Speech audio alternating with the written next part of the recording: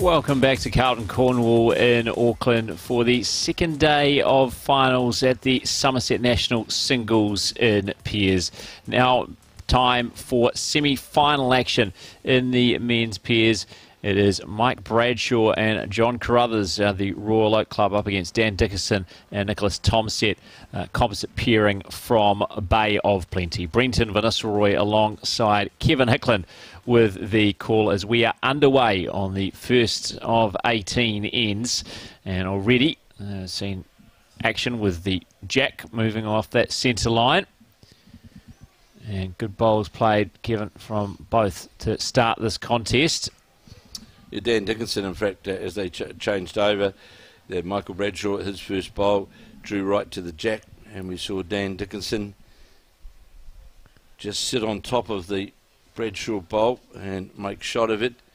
And we've seen Bradshaw again playing the searching weight, trying to get to the shot bowl of Dan Dickinson's, of the Bay of Plenty, the police prosecutor, and started his bowls, in fact, in Wellington, or Dunedin, in fact, in Wellington, and played for many years up in the far north, and now in the Bay of Plenty.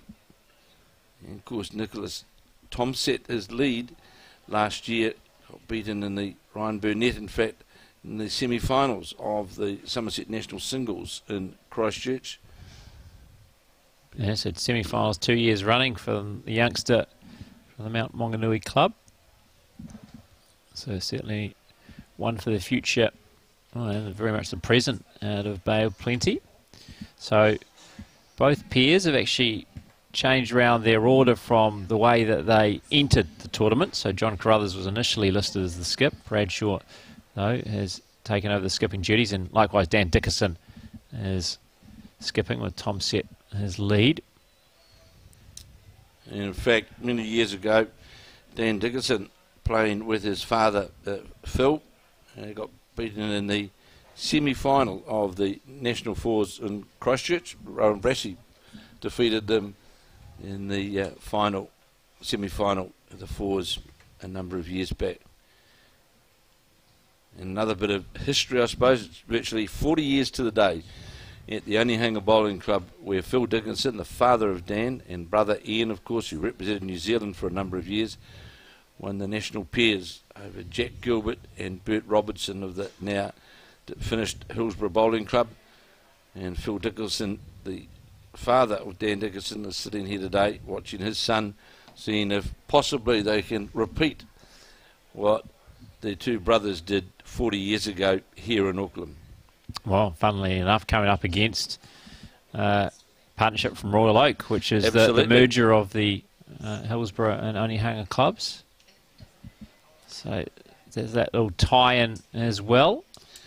John Carruthers, the lead for the Royal Oak side, formerly a Carlton Cornwall member as well, and also used to play out of what was the old Rawiti club, which is now no longer in existence. Very, very accomplished lead is John Carruthers, and Mike Bradshaw, who started his bowls, I think, at the Ellerslie club, and then to what was Onehunga RSA, and now plays out of the Royal Oak Club, has played for Auckland for a number of years, and again, very good, formidable player, great number of shots, he's got shot selection, as we've seen here at the start of the second end. Yeah, just confirming it was just the one to Dickerson and Tomset in the first end of 18, so 1-0 Dickerson and Tomset leading Bradshaw and Carruthers. So Bradshaw and Carruthers got the better of the young guns, Aidan Takarua and Richard Hocking, 24-16 in their quarter-final, while Dickerson and Tomset beat Belcher and Kapet 18-13 in theirs. Both of those going the distance, playing the full 18 ends. Of course, the quarter-final we broadcast to you earlier, finishing after 16 ends with Jamie Hill, Lance Pascoe and Jamie Hill leading Craig Merrilees and Craig Tinker 25-12, winning that one. And they will play Pat Houlihan and Howard O'Donnell, and that's been played just a couple of rinks away, as you can see, just to the right of picture, after Houlihan and O'Donnell beat Stoddart and Taiaroa 20-15. Now, talking to the greenkeeper at lunchtime, and it's still, it's green's just running slightly over the 17 seconds, building up towards the 18-second mark as we watch this bowler, Nick Tomsett, just breaking in towards the jack, coming to the centre line. 3 very good bowls here on the second end from the leads. And of course, again, we're seeing here, Brendan, 2 more bowls 3-5 players in the Royal Oak Rockets from John Carruthers and Mike Bradshaw have had various stints, of course, playing at the Royal Oak Rockets. So, as we said earlier on this morning, certainly a big number of the bowls 3-5 players who have won their way through to the latter stages of the National Championships. Yeah, quite incredible how it has worked out over these first 2 finals days. Those who participated in bowls 3-5 on Sky Sport in recent times, progressing deep into the Summerset National singles and pairs. Lance Pascoe, another of those who we had broadcast his quarterfinal earlier today, member of the Elmwood Park Saints. Another good bowl by Nicholas Tomsett, coming right back to that centre line in that really good arc in the bowl. And this green today, if you take your green, you'll certainly be favoured in your draw shots for sure.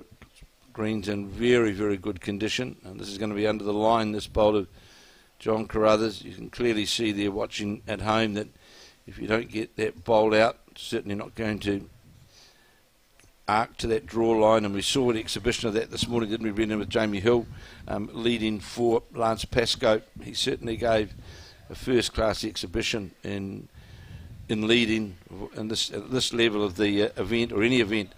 You get leading like that, you're going to go a long way. Yeah, it was a massive help for Lance Pascoe. It really had the table set for him end after end by Jamie Hill as they dominated their quarterfinal against the 2 Craigs from Southland, Merrilees and Tinker. There's Dickerson giving this plenty of green, wanting a bit of cover. Bradshaw plays the aggressive shot, now certainly has the back bowl. And Mike Bradshaw, very good attacking player, good on the draw, but also very, very good attacking player, and good to the players and the members at down at Tauranga Domain, who I know you'll be watching this telecast, you'll be watching this live, especially President Paul Hunt, who's had a lot to do with Nationals over the years, and his role at National Insurance in Tau, now present at Tauranga Domain, and he'll certainly be there supporting especially Dan Dickerson, who's a member of the Tauranga Domain Club.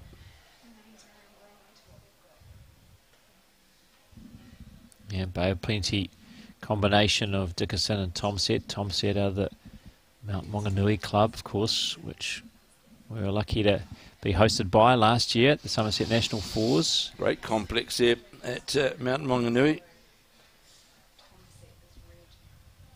So here's Mike Bradshaw trying to draw inside to that centre line, just going to drop outside the shot bowl. Great attempt by Mike Bradshaw, indicating from John Carruthers about half a metre over the head, certainly on the right line. Dan Dickerson with his first foul, a metre and a half short. Here he is again now on the backhand, certainly on a wider line this time. Bowl's getting encouraged by Nicholas Tomsett to draw right back to the centre line. More than likely had good weight, Brendan, but just a bit on the wide side. Yeah, ends up jack level. Pretty much all the bowls, a number of the bowls, 6 of them all pretty much on a line. There's Bradshaw with the last bowl of the second end. It's not going to be able to change the situation. 2 signals Nicholas Tomsett. So 2 more for the Bay of Plenty combination. 3-0 they now lead. Bradshaw and Carruthers after 2 of the 18 ends. And looking out there on the green now, you can see there's no wind at all this afternoon. It's just still. And I was talking to Pat Houlihan after he came off the green from his quarter-final match, and he remarked to me, he said, "This is like Central Otago heat today." He says, "This is really, it's hot out there." And I don't know whether that jack will be up. They're going to call straight away, I think, to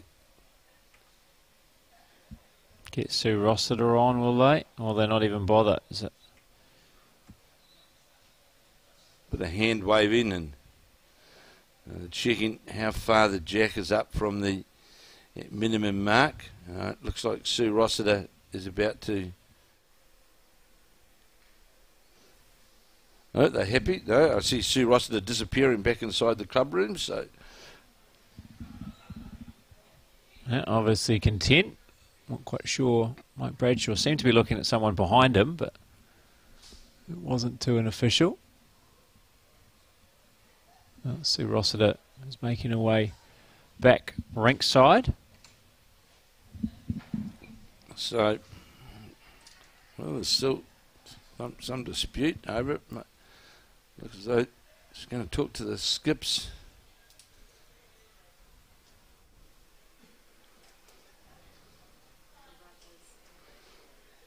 Somebody with the scoreboard, I think.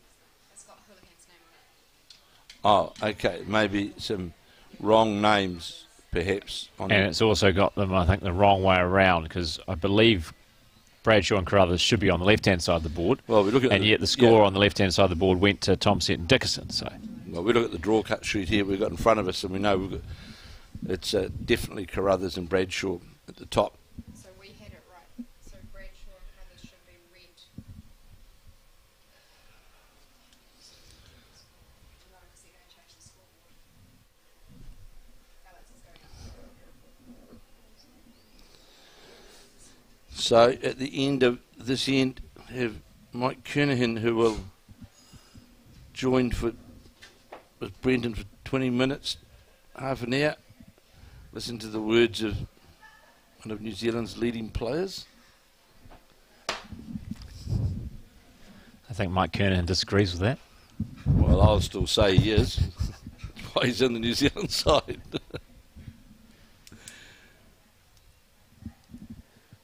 In fact, Mike Kernahan in his earlier days no doubt would have played with the Dickinson family at some point, I imagine, in Dunedin. That's not insinuating that Mike Kernahan's been around for a long, long time. I think that's exactly what you're insinuating, actually. But I'm sure he would have played with the Dickinsons at some point in time in Dunedin. John Carruthers with a very fashionable Panama hat on.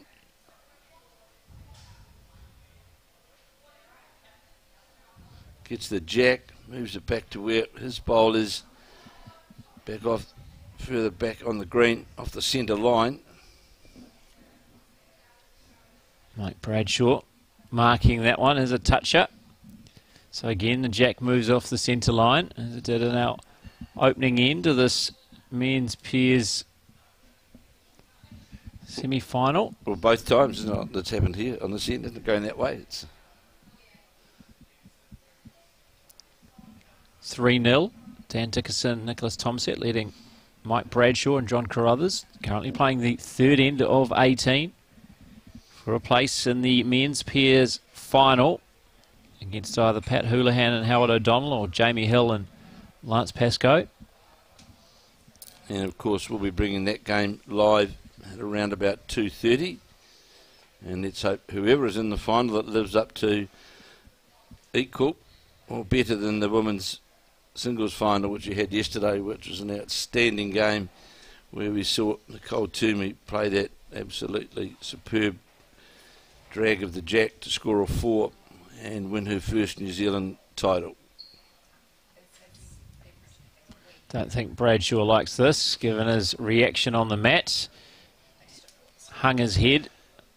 Disappointment. I just wonder, Brent, I've been watching both ends now again, like we had this morning, coming that way on the backhand side.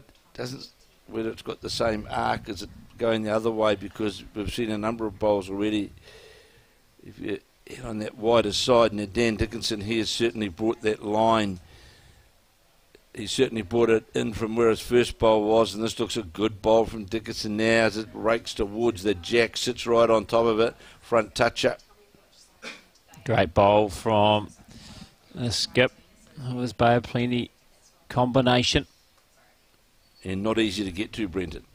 Certainly not. And as you said, on the trickier side, playing from the clubhouse to the Alexandra Park end of the surface here at Carlton, Cornwall. It certainly seemed that it was more comfortable, or the players more comfortable playing on the forehand side, playing this way. So Dan Dickinson will endeavour to draw to where that John Carruthers bowl is, out to the side of the head, and that would certainly give him another counting bowl. It's on a good line. How's the weight? Is it going to get all the way through to that? It is. And it's well played.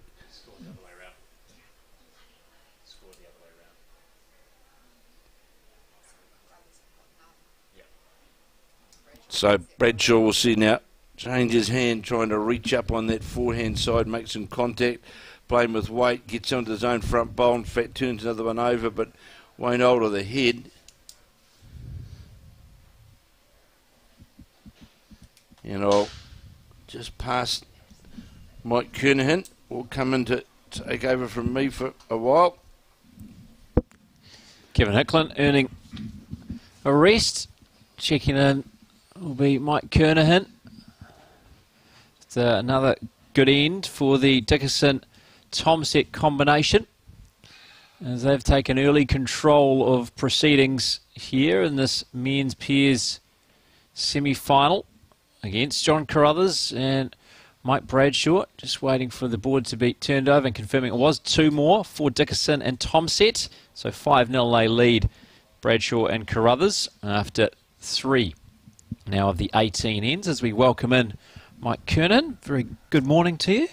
Happy New Year. Same to you. I think just. Right. Beautiful. I did check the watch beforehand. Good to see you here. I suppose you'd rather be out there, obviously. Yeah, no, would rather be out there. But look, the 4 teams left have been playing really, really well and under difficult conditions, so they deserve to be there. So good luck to them all. You're in the same section of the draw where Aidan Takarua and Richard Hocking emerged from. It seemed a pretty difficult section. You had the defending champs and Ray Martin there. You obviously played Mike Galloway and Martin Dixon. It was a pretty tough little section. They'd obviously been playing pretty well, so Carruthers and Bradshaw must be pretty handy to have beaten them. Exactly. And look, we were out at Howick yesterday, and the green was beautiful. All of us played well in the game that we lost to Mike Galloway, so they thoroughly deserved it. Then they go and get beat by Aidan, and Aidan finished it off in the last game against Ray Martin, and so deservedly here. And then they got tripped up in the quarter-final. But that's life. That's what happens. We were in the same section in qualifying as Nick and Dan here. Okay. And we were due to play the last game, but of course that got didn't get to be. So they were going really well in section play as well. So I fancy them here a little bit. You of course were playing with Finbar McGuigan. How did that combination come to be? All I can say is he's good. He's going to be really good. He's good now. Here's a good bowl from John Carruthers. Why do you say that? What do you think he's got that maybe some others might not? Oh, temperament. He's got a bit of heart, and he can play, but he's got those other qualities and characteristics that you need to go to the next level. So I'm really looking forward to watching him over the next few years. So you were really keen to play with someone like that, emerging player? Well, the way it worked out. So I was going to be playing with Ryan Burnett because we played together last year, and of course they can't get over from Oz. And Mike Carroll, Sauce, he played with Finbar last year, and they got to the quarter-final as well. So Sauce doesn't like playing up here for some reason. So left Finbar and me with somebody looking for someone. So it worked out really well, and he just went great the whole 5-6 games we played. Really, really good. Yeah, he's been in quite some form, winning more centre titles in Wellington. Obviously won bowls 3-5 with the Stokes Valley Vipers. Didn't lose a game. In fact, all the games he played, they won. Yep. It's no coincidence. So certainly a player not just of the future, but really of the present, isn't he? He's Yeah. well and truly arrived. Yeah. You'd think knocking on the door, and next thing is a national title. Yeah, well, that's what I was hoping I was going to be able to do with him, but that's the way. You know, he probably should have skipped, to be fair. He was going good, so I should have just led and throw them, kept him out of his way. He weren't the only high-profile combination to go out yesterday. There was a bit of carnage yesterday. Pretty much everyone who I suppose we expected here on paper to make it to the last 8 went out. Yeah, but I actually made the comment yesterday afternoon, right at the end of the day. I said, I reckon this is really, really good for the game. To have 4 teams that, and you got Jamie and Lance, but Lance hasn't won one. So to have a whole lot of combinations who've never won a national title playing in the last 8 and now the last 4, I reckon it's great for the game. And Dan Dixon's just drawn the shot there, so a nice wee bowl. Well, it looks like he's drawn the shot. Yeah, Nicholas Thomsett, a young player as well, still very much emerging. I think made the semi-finals of the singles last year down in Christchurch. Yeah, he did, and that's what I mean. I mean, it's good to see, and I think it's good for the game that you're getting these new people coming through and starting to perform. And I just think it can only be great for the game rather than having the Lawsons and the McElroys always winning these things. So it's great. Yeah, Dickerson, who's skipping this combination with Thomsett having just drawn the shot, looking to add another to the count. He's well pointed, just not sure about his weight. Perhaps a bit too much, is it? He's going to find a good home just in behind the head. Yeah, he's only just out of it if he is out of it, so good effort. Very fine bowl. You'll obviously be lining up in the singles tomorrow. You're looking forward to getting back out there? Yes. Back out at Howick, and I have to say, the greens are magnificent. Good bowl from Mike Bradshaw there. He's just turned one of his own bowls up for the shot, I think. Yeah, the greens are magnificent. The club's a really, really good club. Yeah, they've got a great group of volunteers and club members that are catering to the players every woman needs. So no, I'm looking forward to it. You don't have any problem playing in Auckland then, like Mike Carroll and maybe a few others do? I said that tongue in cheek, but I know there is a sentiment though. A lot of players do not think they fare that well up here. Yeah. So now, if they been a few times, don't bother. Yeah, well, look, I think all the good players are here, which is what you want. Look, I haven't played on a bad green yet. I've only played on 2, so to be fair, because we were on Howick for the second day of section play for the pairs, and then again yesterday for the post section. And we played at Papatoe on the first day, and that was okay. You know, it was. You got to get a draw line to the centre line each game, each rink we played on.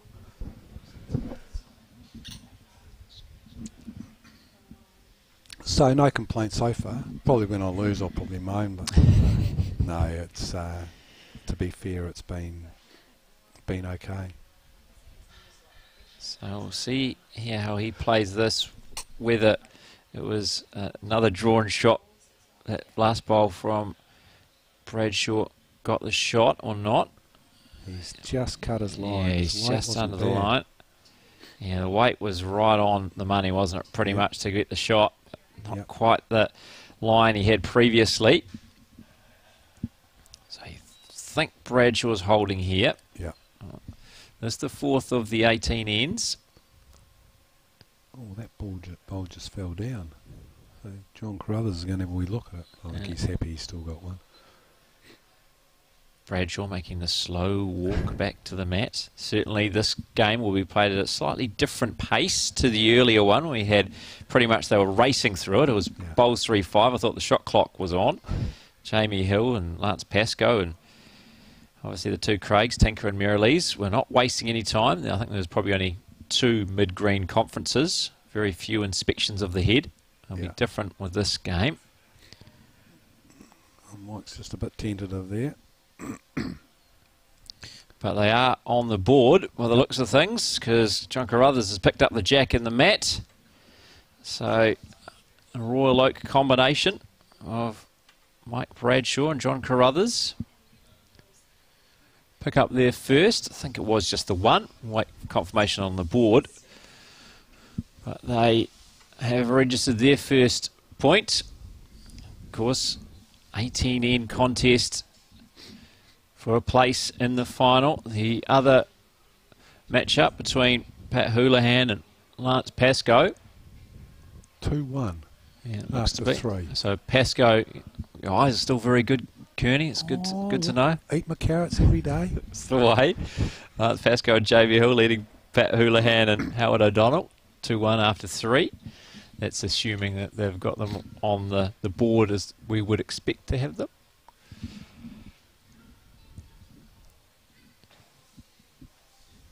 So, choosing this length has the mat up somewhat and the jack almost all the way back to the 2 metre mark. Carruthers comes up short with his first. Kevin and I were mentioning it, actually, how many bowls 3-5 players from the Sky Sport competition have actually made it deep over the first couple of days. Yep. Do you think it does help, you know, given where this falls in the season? They've had all that competitive kind of bowls, or is it anything, or is it just a coincidence? I think it's more about, you're right, but I think it's more about you've got a lot of really good players playing in the Bowl 3-5 now, yeah. Whereas in the first year I wouldn't have said that. But now with some of the combinations, some of the teams, you've got the up-and-comers as well as the established players like Lawson and Pascoe and Mandy Boyd. You've got the young fellas and young ladies coming through. So I think it's more about the Bowls 3-5 competition is a lot stronger now. Yes. And, you know, they're good players, so you'd expect some of them to get through to the later stages of the Nationals.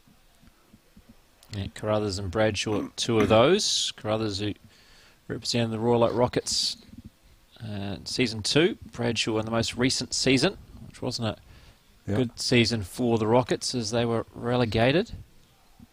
Have a chance to get back though in Bowls 3-5 on Sky Sport through the national tournament. Have you played any 3-5 at all? We're playing in Dunedin, so we've got a local club competition. Brilliant. So with the view to, you know, making whoever wins the Dunedin one goes through to wherever they go through. Of course, yeah. So Or make it through the top 10, I think it is, and then 2 of those 10 make it through to the... yeah. So it's been a bit of fun actually. We play on Monday nights. Okay. But it's rained 2 or 3 of them, so we've only played 3 games so far, but that's okay. It's a lot of fun. Yeah, you like the mixed format and the shot clock and all that, and the power plays and all that kind of stuff? Well, we don't have a shot clock. No, you wouldn't probably have a shot clock, would you? But asking a bit too much. We have the power plays. And look, it's fun. And I'm playing with Keanu Darby. Oh, yes. And his partner, Brooke Craik. And we've managed to lose the first set in every game we played so far. And won the second set. And the tiebreaker. So we've got no idea at the start how to play. But it's a lot of fun. And look, I think it's a great game for introducing players into the game. Oh, it certainly is. Especially those who, you know, younger people who just don't have the time to give 3 hours on a weekend. You can just go to the club for an hour and get a game of Bowls 3-5 done and dusted. Yeah. And Mike Bradshaw appears to be on a really good line here. Nick Thompson's got 1 on a lock. Just didn't quite finish, but it may be enough for the shot. It falls in. That should be the shot. Possibly was the shot. Not giving much away. Dickerson with a little slap of the thigh, I think, mark of appreciation to his rival skip Mike Bradshaw. Well, Nick's given Dan some reasonable position here, so he won't be afraid of it. I think he'll draw up onto that bowl. Yep, he's shaping to play the backhand, so...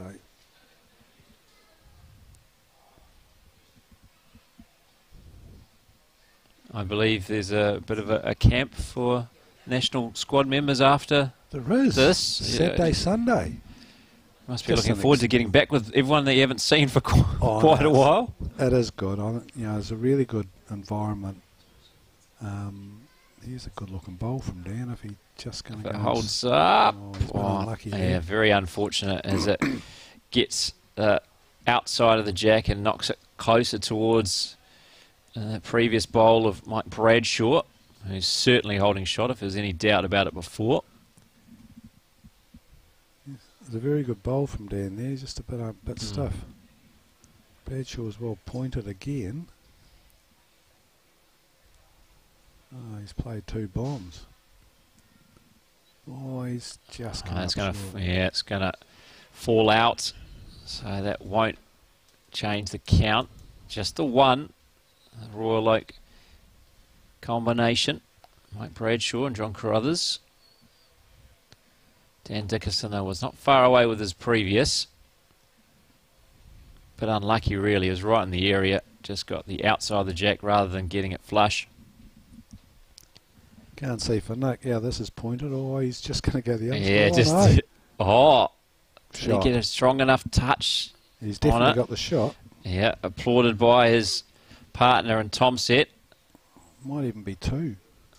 Just depends how far back it went.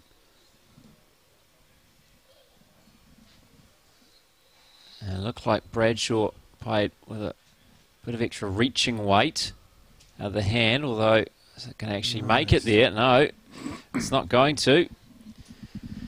Looked to be a bit quicker on the mat, but that's so, yeah, I think Tomset's looking at that, whether it is a second for he and Dickerson. Definitely Dan Dickerson. He and Dickerson. Oh, I thought you said Ian. That's his uncle. I think it was 40 years to the day. Supposedly they won it, only Hunger, the national title. Yes, so, and Kevin, being smart before, I did actually play a lot of bowls with both Ian and Phil Dickerson. Phil Dickerson's here too, so supporting Dan, which is good to see. Haven't seen him for a while. They were both very, well, obviously Ian Dickerson, we all know, was a great player, but Phil was a very, very good player as well. So Dan's obviously inherited the genes and is playing well. Yeah, because when you were coming through, so many good players, wasn't there, out of the Otago region? Yeah, there were, and I've often talked about it with people. So when we were getting the measure out for the second one, I think. Yeah. There was a guy called Ross Brown who was a really, really good player as well, same vintage as me, and we were trying to break into the Dunedin Intercentre Sevens team, just one.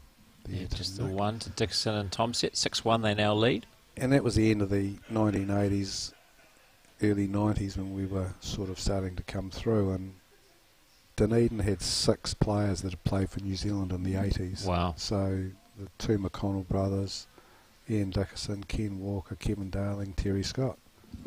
So it was a really good place to be to learn how to play the game. And unfortunately, there haven't been too many since then.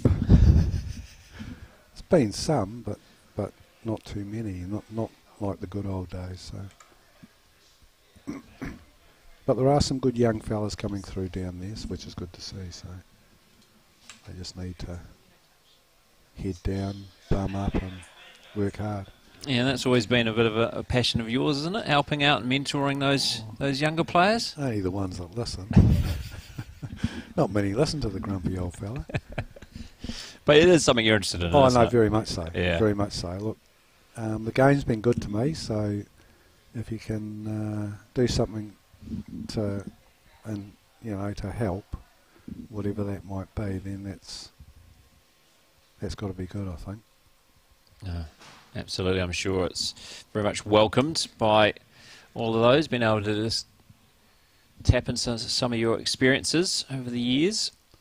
I have to say, we've talked about him, but Finbar was someone who really did ears and eyes wide open when we were playing together, which was great. So hopefully he's got some takeaways from the other week he can put to good use. And obviously on the other side of the game, Caitlin Inch is someone that you've had a lot to do with. She's obviously going very well. Obviously disappointing she couldn't get back here, given how the situation is in the world at the moment.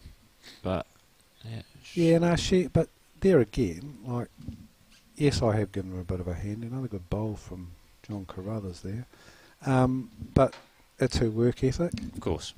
And so as they say, you can take a horse to water, you can't make it drink. And you know, Caitlin, Morris Symes worked with Caitlin for a while too before me. So, and to be fair to her, she's really listened and taken what's good for her out of that, and she's doing really, really well.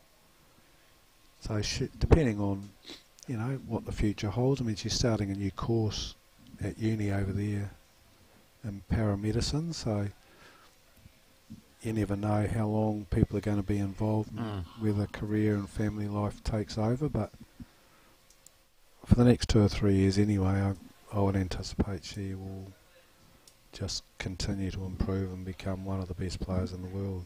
Certainly got the talent. Yeah, and so you think the obvious move would be that she plays in the singles then? Far be it from me to try and pick a New Zealand team. Well, given you're not a selector. I think that's the obvious solution. You know, you've got Taylor Bruce who's tidy in the singles, but the challenge is they've got to find a skip if that's what they do with Caitlin. Convince Mandy Boyd to return. Well, again, that's the obvious solution. Not so obvious an answer though. Well, it's down to Mandy really. Exactly right. What she wants to do, and she's you know, it's a big commitment, obviously. Yeah, and she's got a young family, you know, and here's a good-looking bowl from Dan here. If it holds up, oh, he's just missed. Maybe a roll too many. Yeah. Great effort. And I think the girls would love Mandy to come back too. I think, you know, your Val Smiths and your Selena Smith, Selena Smith now, isn't it? You know, all of those girls, not just the two I mentioned, really value the way Mandy can play, and having somebody with that experience skipping the girls would, I think, be not only good for New Zealand but good for those younger players, the Taylors and the Selenas. Well, she's a natural skip, isn't she? Yep. And we even saw that playing the singles yesterday. She's so confident playing those attacking shots. Often thinks those were the first way to play rather than just a simple draw. And I talked to her about her last bowl. Well, she raised it after the game. And the thing I like about Mandy is she makes good decisions. That was the only thing she genuinely could do. Well, we mentioned it in commentary as well. They didn't have any other option, and she was so close to executing it as well. One revolution, and she's got second shot. Yeah. So, and still alive. Correct. So the decision making and the execution generally is pretty spot on. Well, Bradshaw looks... is he... He's a couple more rolls, maybe. He might. That'll be close. I saw a clap of the hands from John Carruthers. Not sure if that was in celebration or almost there. Yeah, it might be. Dan Dickinson's going to have a little look where he comes halfway down. That sees enough of the head. The thing is, his two bowls are finished basically on the centre line, so he's just over and just short. So he's just back yourself, play down the same line, and draw the shot. Sounds easy from here, doesn't it? Always is. He looks as though he's playing with a bit of weight here. Oh no. Well, he's got it down a good line again. It's good to know I'm not the only one fooled by players' deliveries. And he's just too quick. Yeah, too much on that one. It's not going to change the situation. Well, Bradshaw only needs about 3 inches, I think. Just turn his bowl or just slip inside it. I'll stick on that forehand side. Looks to be a bit wider, isn't he? Does look wider than the previous. He's going to have to come inside that wide bowl and gets a touch on it. Might have been interesting if it got inside that. It is 3. So, I think.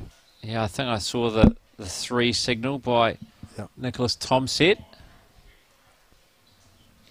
So,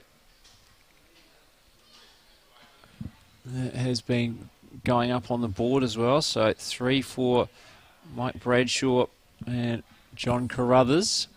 And 4-2 to Lance and Jamie in the other game, by the looks of it. We think Lance is on the bottom of the board. So. Yeah, he should. Yeah, certainly should be on the bottom of the board. So yeah, confirming 6-4 after 6 now of the 18 ends, a third of the way through the contest. You're going to have a bit of a practice this afternoon, or no? No. You've done all the practice you need to do before we get underway. Yes. Yeah. What is your section like in the singles? Oh, well, for me it's quite a hard case because my daughter Kate has recently got engaged to a fella called Matt Rees-Gibbs, and lovely young fella, and his parents are brilliant people. Well, I'm playing his dad, and that sounds standard. That's great. Yeah, I think both of us are probably a little disappointed that we have to play each other, but it should make for a bit of banter. Oh, it makes it easy for the family, doesn't it? Exactly. Yeah, they have to be split different venues or different greens. They can just watch the one rink. Fantastic. So we're playing at Howick on the sea green, and look, the greens are great, so I'm really looking forward to it actually. And hopefully this weather continues as well. A bit of a change from the first couple of days. Yeah, well, it's supposed to, isn't it? It's supposed to be nice. I believe so. Yeah, I believe so. Certainly for tomorrow night, it's supposed to be nice. Yeah, that must have been a bit of fun the first couple of days. Oh, look, as I say, we're playing at Papatoe, and just everyone got on the squeegees. We had an early lunch because it rained just around, almost 11, 12, and green went underwater. And we got out and we played a full game without any further rain. And then we started the third game. We played 3 ends, and it been like it was torrential, so there was never any chance of us getting back out. But that's okay. We got 2 of the 3 out, and I think some greens got 3. Yeah. Yeah, so some did. And that's just the amazing thing about Auckland. You can have flooded greens a couple of kilometres away and no problem elsewhere. Keith was playing at Point Chev on the second day. This is the son-in-law's father. And he sent me a photo after the first game, and the green was completely underwater, and we were sunbathing at Howick. Like, it never looked like raining out there. So it just shows you, right, you can be a couple of K away from somewhere and you've got nothing. Yeah, it's beauty, or the agony really, of some of the Auckland weather. Now this is a classic case of Nick Thomsett battling for his line and completely losing his weight as a result of it. So he's played good line for most of the game when the jack's been a bit further up. Now they changed the length and he couldn't get a line to it. So he's got 3 bowls, not very close to be fair, and all over the shop. Yeah, you find that happens when players are searching for the other, they lose what had been working for them. Yep, absolutely.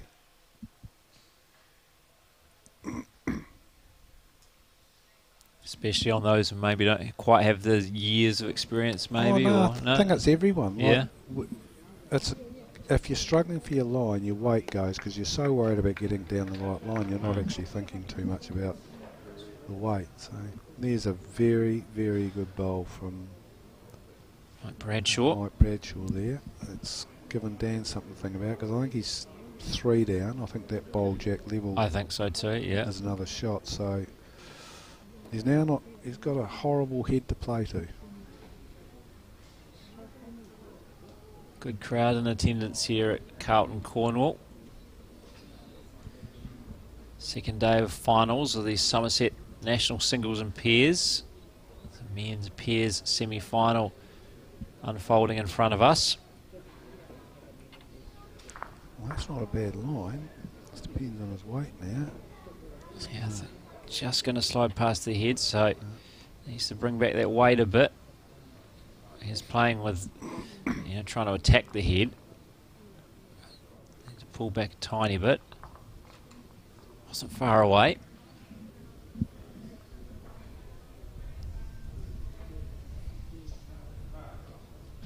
Bradshaw's trying to cover those two bowls there, but he's actually drawn another one, so it's actually okay, because Dan's got to play a bomb to get out of this. And if he's quick again, I don't like his chances with his last one. Oh, he's adjusted it pretty well, I think. Yeah, he's going to be there or thereabouts. Has he got enough on this one? That's a very good bowl, regardless of whether he's 2 down or not. That's... Oh, couldn't have done much better than that, could he? No. Really.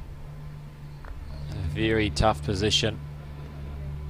And like you said, make the adjustment from his first. He had just a bit too much weight. So 3 great bowls from Mike Bradshaw there. He's just given a little bit of cover to those 2 bowls, that one of Nick's and Dan's first one, so it'll be interesting to see what sort of shot he gets in play. He can afford to play off the yard here, I think. I think Nicholas Tomset indicated just 1 down. Oh, okay. I think, slightly obscured by his body, to a skip Dan Dickerson. Obviously it's quite hard from our position sometimes, the camera angles, to tell exactly.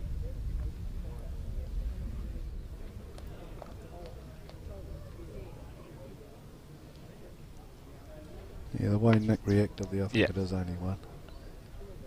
Yep. He Yeah, didn't just try the 1. too hard there. What could have been a disaster turned into 1 down, so I think... Yeah, they'll certainly take that, won't they? Yeah. So 1 more to Mike Bradshaw and John Carruthers. So 6-5 it is now to Dan Dickerson and Nicholas Tomset. Now after 7 of the 18 ends. And 4-3 in the other game. So they're scoring at a rate of knots, aren't they? 4-3 after 6. So it obviously is a good tight game. Yeah, it must be. That's the game. It's Lance Pascoe and Jamie Hill, who we saw earlier today, run away with it against Craig Merrilees and Craig Tinker. They're in action now against Pat Houlihan and Howard O'Donnell. Yeah, played 1 fewer end. They're currently playing the 7th end. We're now about to play the 8th.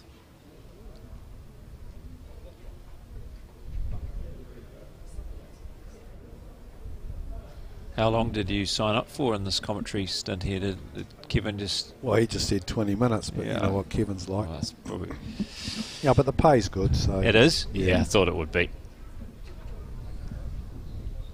Good that Kevin's looking after you. John there's weight's very good, just missed his line, so be interesting to see him make a correction. Caught the tail end of their quarter-final against Aidan Takarua and Richard Hocking. And certainly John Carruthers led very well against Richard Hocking, who made the final, of course, with Andrew Kelly last year. Yep. Look, they're a couple of old campaigners, these two, and they'll just keep plugging away. Nothing will faze them. Vast experience in Auckland, both of them. Yeah. And used to playing on greens where it doesn't necessarily do what you think it's going to do. So, and that way he's tight again, and that won't worry them. They'll just keep throwing them down, and eventually one will get close. So he's got perfect weight again, and again he's fraction narrow. It's funny, it looked a lot narrower than that actually. It looked like it was going to go well under.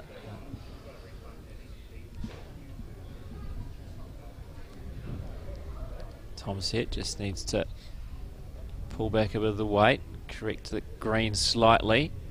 It's been a better line here. Yeah, he's played it well. It's a good correction, that. Applauded by his skip, Dan Dickerson.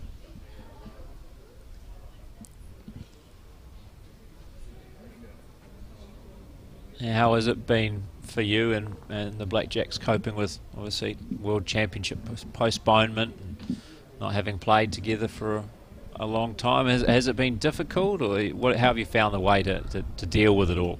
Oh, it is what it is. I mean, obviously we'd love to have played in June last year at World Champs, but it wasn't to be, so it is what it is. I mean, you can't worry about it. I mean, it will happen if it happens.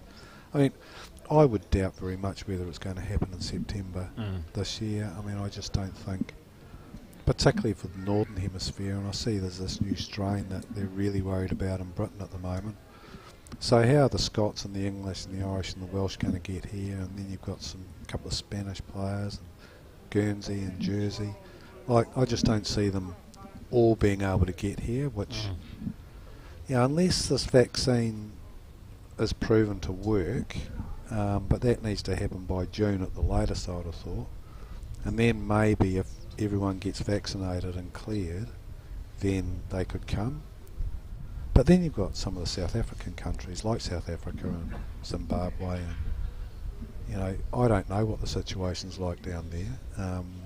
So the chances of it coming off are, I would have thought, pretty slim, which is a shame. And certainly for old fellas like me, you sort of think, because there's only so many bowls left, so you don't want to wait too long. But look, it is what it is. I've had a good run. I've been very privileged to have played for the amount of time that I have, so I won't be grumpy if it doesn't happen. Yeah.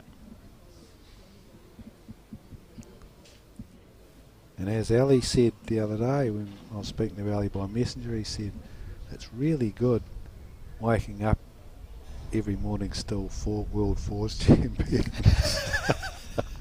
And I'd never thought about it like that, but here's a good bowl from Dan. Very well played. The longest reigning World Fours champion. Exactly.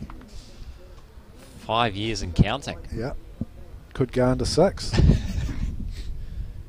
Oh, Mr. Hickman's obviously had his feed for lunch and is well rested, had a snooze, and he's back. Well, I think you've done well and truly your 20 minutes, plus another 10 or so. Oh, at least, yeah. Mr. Bradshaw's close here. But Kevin's paying you by the minute though, right? Yeah, exactly. Okay. So keep you to the end of this end, and then Kevin can return to the hot seat. Thank you very much for your contributions though, Kearney. It's always a privilege. It's always a pleasure to work with nice people. That's why we kicked Kevin out. Yeah.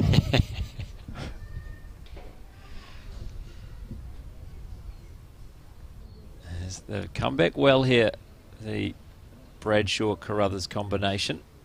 Dan's looks as though he's afraid. He's just afraid of turning that bowl up of Mike Bradshaw's. So he's a bit tentative there because I think they're holding 2. 2's not bad shooting at this stage.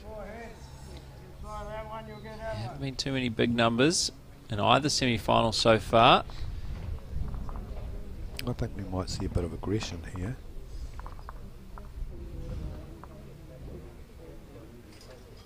He has got a couple of thirds, so... And right, here it comes, the drive. He's got the jack. He's got the jack. And I think the way that went out, that was killed. Yeah, oh, John Carruthers is... Yeah, certainly spread out the side, so we'll be replaying that. We'll say goodbye to Mike Kernahan. Mike Kernahan, Blackjack International, multiple national champion. Great to have his expertise in commentary of this men's pairs semi-final between Dan Dickerson and Nicholas Thomsett up against Mike Bradshaw and John Carruthers, as that end was killed by Mike Bradshaw. As Dickerson and Thomsett were holding a couple of shots, and he executed that well. And we bring back a well-rested Kevin Hickland. Hope you have a chance to get some food in the wonderful catering here at Carlton Cornwall, Kevin. Very nice ham and tomato sandwich, and some ginger beer, and a talk with Gary Lawson. I'm sure he had just as many interesting thoughts as Mike Kernahan would have had to share with us. Yeah, they'd have similar thoughts, really, over the subjects, the topics that we were talking about. So, yeah, it's interesting times. So I'm going to replay this end, the 8th of 18. And Dickerson and Thomsett holding a slender 6-5 advantage over Bradshaw and Carruthers. It is very tight in the other semi-final as well. Lance Pascoe and Jamie Hill, leading Pat Houlihan and Howard O'Donnell. In fact, it's now 4-all. 4-all after 7 of the 18 ends there. Interesting, Brenton, just saying that 7 ends, it would appear that the game speed has slowed down a wee bit, and from what we saw this morning with Lance Pascoe and Jamie Hill, who were running around 2 ends in front of the other 3 rinks, and now everything's slowed up, semi-final time, and tighter game, so things slow down a wee bit.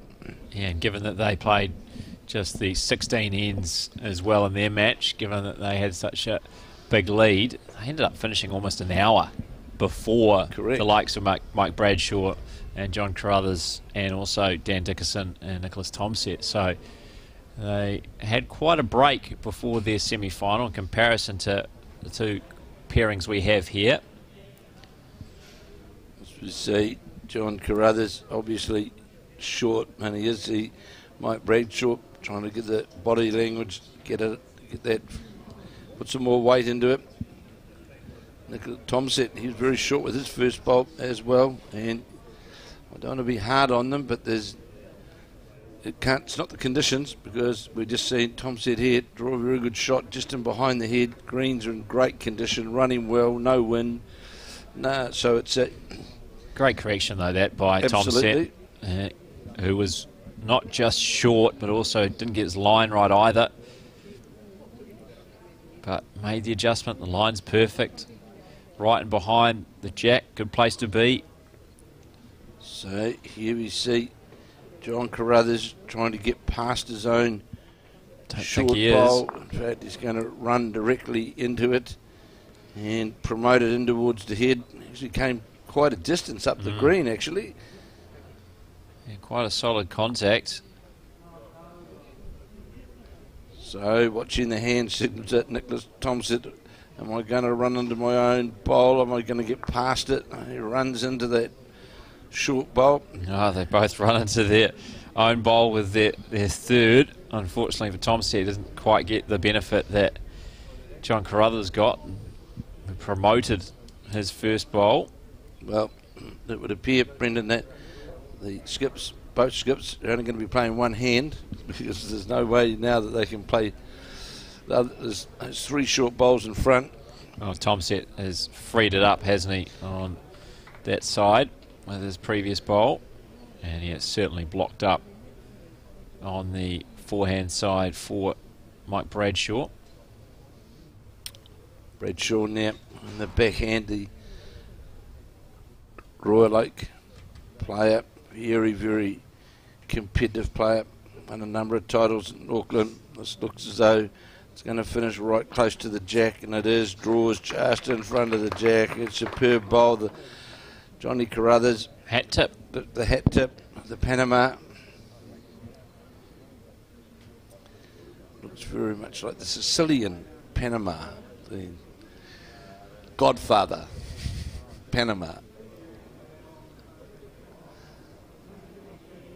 So Dan Dickerson now, only option he's really got is to endeavour to draw inside.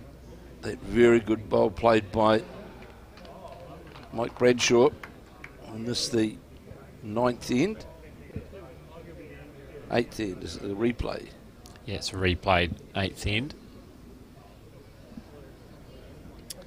Very much on the tight side.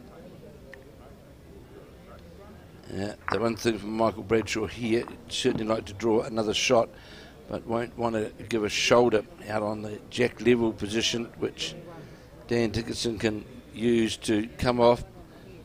Bradshaw again's got the bowl out on that wider line. John Carruthers is interested in this. Has it got the weight to come all the way? Yes, it has.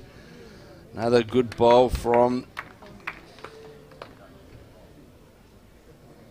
Michael Bradshaw. Of course, they sit in a straight line, so it's only a 1-bowl target. So all it can really do is endeavour to get that draw. So Dan Dickerson certainly under the line again. It's coming towards this shot bowl. Is it going to sit inside it? Yes, he has. What a magnificent bowl. Got a touch on the jack. Moved it over, but that was a superb shot. Now holding one Brendan. It looks as though it was going to cut under the line, but just got to that shot bowl. Oh, wonderfully done. Bradshaw had played a couple of goodies, and the response from Dickerson was much needed. Now what can Bradshaw do with his last? Looks to be in the area. It's on a good line to the jack. He's going to get past that front bowl. No, runs into it. Falls over. Still be 1 to Dan Dickerson. Don't think he'll be trying too hard here. He's going to have a little look at the situation. Obviously, Jack's pretty much obscured now from the mat. So he knows he's holding the shot with his previous bowl. But what should he play with his last? Might be one of those heads, in fact, Brendan, where You just take the one? one's pretty good from where it was looking before. 2 down.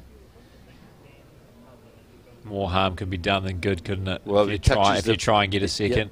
Touch the blue bowl, for example, get 1 turn on that blue bowl, you can in fact you could go 2 down because that blue bowl could just roll onto the jack. So no need for any heroics, I don't think, here after Dan Dickerson played that magnificent second bowl.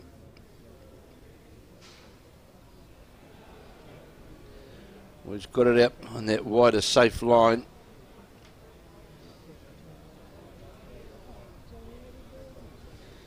And that's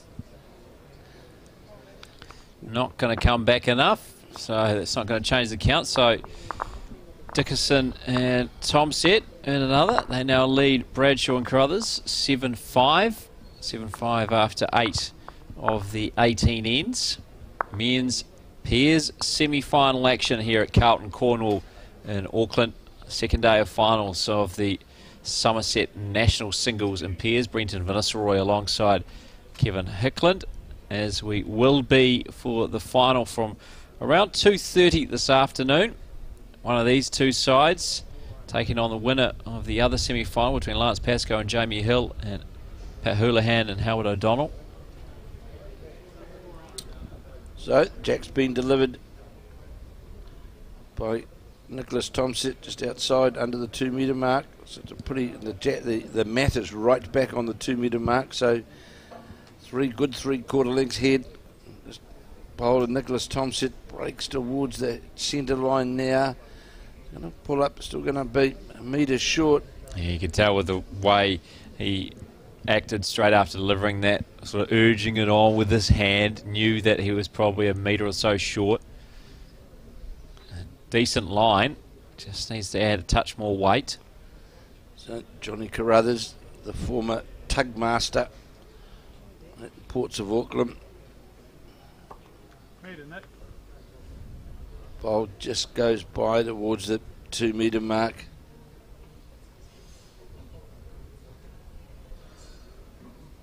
Tomset, who'll be endeavouring on the backhand just to beat his first bowl by a metre. He does, he'll be very close to the jack line, and that looks exactly what he's going to do. It just breaks towards the centre line and the jack now, and sits right behind the jack. Well played second bowl there from the Bay of Plenty lead.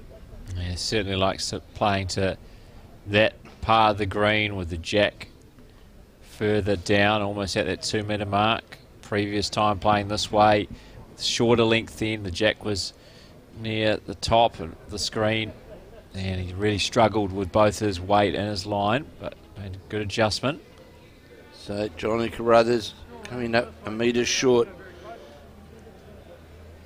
Doesn't affect Nicholas Tomset. He can still come out around those bowls and draw behind the head and put them in a good position on this, the 9th end.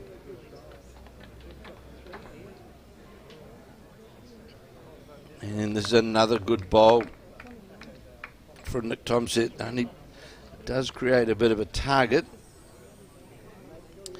And happy birthday today to Shannon McElroy, the World Singles Champion, turns 34 today. See that real flick on the delivery there of John Carruthers, trying to get up to those shot bowls. And you see the body language from Mike Bradshaw. Short and right, the Great Wall of China up there now, trying to get to those bowls. Yeah, not happy. Bradshaw, they didn't even look at each other as they crossed over. It was a silent crossing. John Carruthers and Mike Bradshaw. They would have played a lot of bowls together and against each other. They certainly have over the years. Now at the Royal Oak Club.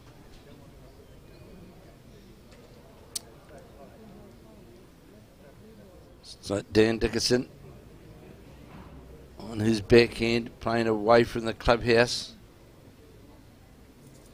Up towards the Alexandra Park end, and this looks a good bowl too as it gets all the way down towards the centre line, and that'll count as well.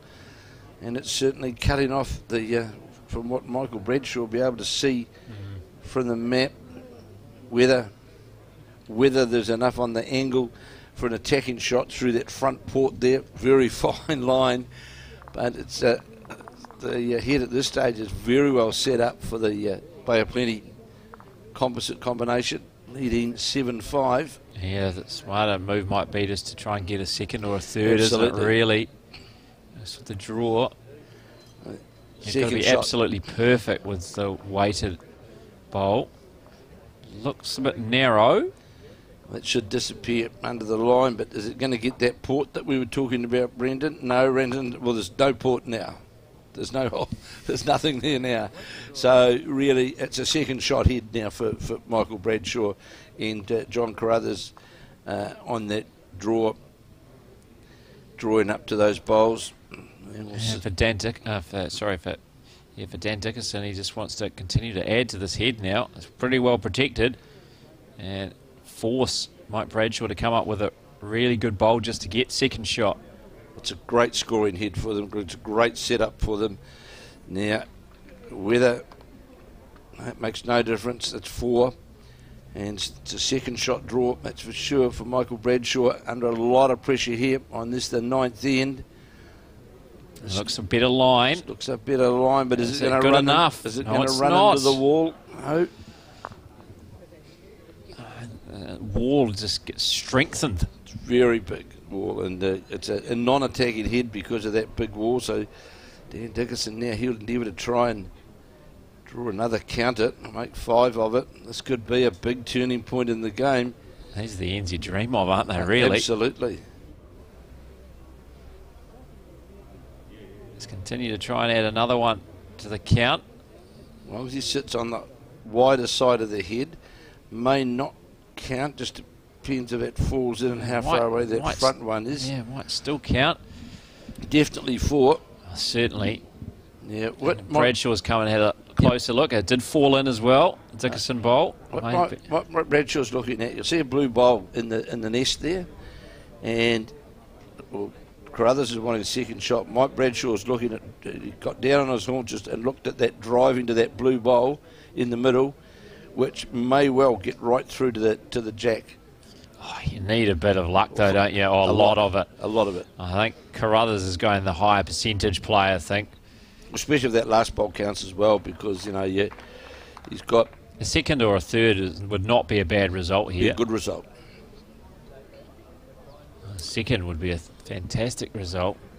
And back to the mat as Mike Bradshaw.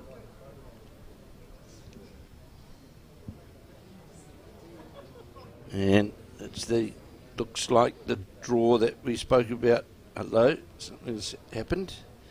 Someone moved, something went amiss, pulled away off the mat. Now he goes I don't know back. if that was people, I think maybe people applauding on the rink, a couple away from Bradshaw, and again, so twice now, he's pulled out,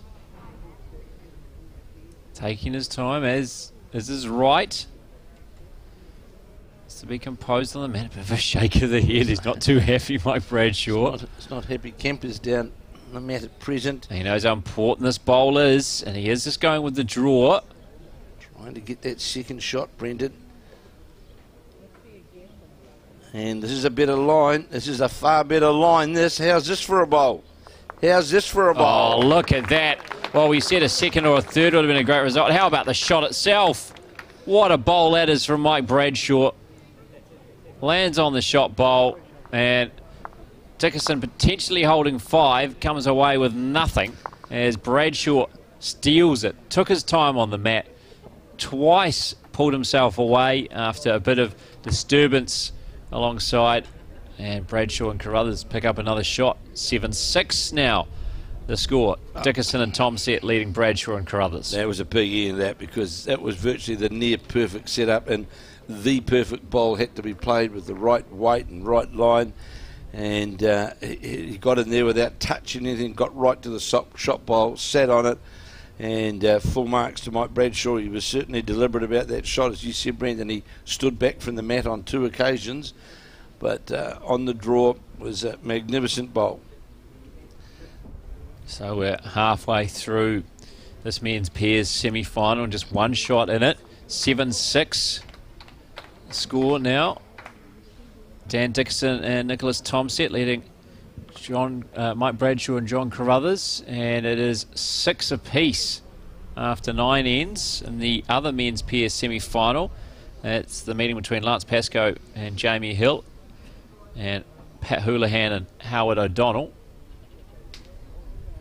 So a very tight contest there too. John Carruthers sitting just lower the jack, about half a metre. Nicholas Thomset with his first bowl just ran into that bowl, and the big call now really is to John Carruthers from Mike Bradshaw. Well, mate, I got you out of that one. Now it's your turn to take a lap. Well, we saw how they didn't even talk as they crossed paths. Bradshaw was not happy with the work of his lead, and it was really on a plate for Dan Dickinson, and it required Mike Bradshaw to play a bomb, and he played the bomb. You marked that one down on the 9th end. That was certainly a huge moment. Instead of being what potentially could have been 12-5 down, it's now to 7-6. Massive difference. As we see Nicholas Thomset come under the line and just get a touch, move the jack back past the 2 metre mark, hold shot, sitting just in front of the jack. John Carruthers now with his 3rd bowl. Very tight encounter. Could have, as you're right, Brendan, we could have had a decent break after that end. Yeah, it would have been a completely different game from here on in. And it's one shot between these two. Every shot so important now. So Nicholas Thomset and Dan Dickinson holding the shot, but this is going to be well under the centre line. This bowl of Nicholas Thomset, it's going to, in fact, we're just about go dead on the other side of the rink on the draw, because it was certainly well outside the centre line. Real mixed bag there from Nicholas Thomset. Dragged the jack back with his 2nd. Bit short and over green with his 1st, and then well under green with his 3rd. I also see sitting here today is one of the legends of the bowls commentary, Ian Birch at the bowls, who is here today this afternoon watching, just lives up the road here, in fact, at Epsom. And of course the 1988 World Bowls at Henderson. Ian Birch was certainly known as the voice of bowls, as he did for a number of years, both for TV1, him and the late great Doug Armstrong, and Ian Birch, of course, now part of the Bowls New Zealand Hall of Fame for his involvement in the sport, and the patron of Auckland Bowls. And great to see Ian Birch at the bowls, sitting in the sunshine today at the Carlton Cornwall Club, taking in these final stages of the Summerset men's pairs. Yeah, good to see the crowd has really built, hasn't it? Given that there are now just 2 games on here and just 1 game to come, that being the men's pairs final. There's no section play in the women's pairs here. That's at a number of other clubs across the Auckland and North Harbour centres, but not at the host club today. So Dan Dickinson trying to add to the head, get underneath the draw line to get down to where that jack is, which has been moved off the centre line. Mike Brett low again. Something seems to be going amiss for Mike Bradshaw, doesn't there? He's looking at the other rink.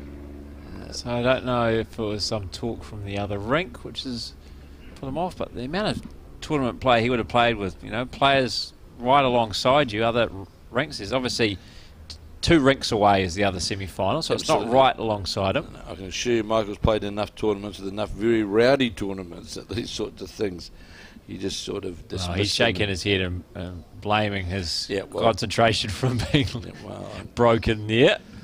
I prefer to say nothing. Yeah, but I suppose not being happy is not affecting the way he's playing, because No, he wasn't happy the previous end and played an absolute stunner. So Dan Dickinson endeavouring to try and improve on that line down towards the jack to get inside the John Carruthers blue bowl. Is not going to do so, and having a look is Carruthers to see how many seconds that they have got to that shot bowl, and whether Mike Bradshaw can play with searching weight under the head to try and get to the Nicholas Thomset bowl, which is a shot. Be a hard shot to play. He'd have to play the. He's certainly playing with weight to either get to the jack or the bowl, or get to either of these and knock it out. Got to the jack, and that I think will stay alive, and his blue bowl went with it. I see hands in the air again, so I don't know. He's got a bit of fortune there, really. Came off that wide bowl. It could be 3. And trailed straight to the jack. Yeah, was he sort of conceding he was a bit lucky there, or Don't know. because the results turned out well? Well, the plant was onto that front bowl to get rid of the what was the shot bowl, and it just so happened that it went onto the jack, and those things can happen when you're in the area. As you see, this bowler, Dan Dickinson's trying to hold on to the ditch. Is it going to? Yes, it is. And only now the one down. That was a great save from Dan Dickinson, drawing right to the ditch board. And we're all locked up at 7-all after 10 of 18 ends. Yeah, very well played from Dan Dickinson. And needed. Looked like Bradshaw and Carruthers were holding 3 there after able to trail the jack was Bradshaw after a bit of assistance off a wide bowl. And then Dickinson, the last bowl of the end, drawing to the ditch. And very well done. The best he could have hoped for. But it does mean we're all tied up, 7 apiece. Well, the last 2 ends we've literally seen a 6-shot turnaround from the last bowl of Mike Bradshaw on 2 ends. 1 down there, 4 or 5 down the previous end, and scored then on both ends. Yeah, you can see he's been playing expertly well, and one of the reasons why they have made it this far through to the semi-finals. They may have been a surprise quarter-finalist for some. They would have been probably the underdogs against Aidan Takarua and Richard Hocking, the 2 young guns who had come through a very difficult section. They'd beaten the defending champions, Ray Martin and Robbie Bennett, in the round of 16 had Takarua and Hocking. They certainly came through the beaten tough Galloway, side. who Galloway had beaten Kernahan, who obviously we had in commentary earlier. So they came through that tough section, but they were no match for Mike Bradshaw and John Carruthers. And John Bradshaw has shown a few moments of why they have been so good so far at these Summerset Nationals, looking to go all the way through to this afternoon's final. John Carruthers looking very closely at this bowl. Had a very good bowl with his first, and this bowl's going to come back, draw him back, won't get all the way back to the centre line, but certainly a good position on the head, holding a couple. Nicholas Thomset now trying to get down inside that line. We've already seen, as Brendan and I have spoken about, if you do get a wee bit out on that wide side, it's not that generous in coming back to the centre line. There's a good effort here from the composite Nicholas Thomset. That'll be second shot. Just sits in behind the jack. Yeah, coming on that unfavoured side, certainly has preferred playing on the backhand towards, sorry, the forehand rather, from the clubhouse back to the Alexandra Park end of the green. There's a lot of head shaking and hands waving. Well, you would think John Carruthers and Mike Bradshaw are down by plenty, really, with some of the body language. Yeah, it's interesting. But it's all tied up. Playing the 11th now of 18 ends. Trying to get to the shot bowl was Nicholas Summerset, and just goes in behind to get another second shot. Yeah, good bowl, another good bowl from the youngster. And of course, what I think Mike Bradshaw's major concern is, sure, we've got the shot, but we haven't got anything over the head. Well, we've got the shot, you've got one jack level and you've got one short bowl, so it's not the end of the world, but there's certainly an advantage there for the Bay of Plenty side if they were able to get a touch on that jack close to the shot, which is sitting pretty close to the shot bowl.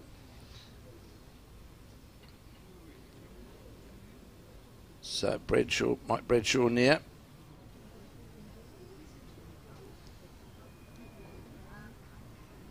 Definitely played some big bowls in the last couple of ends.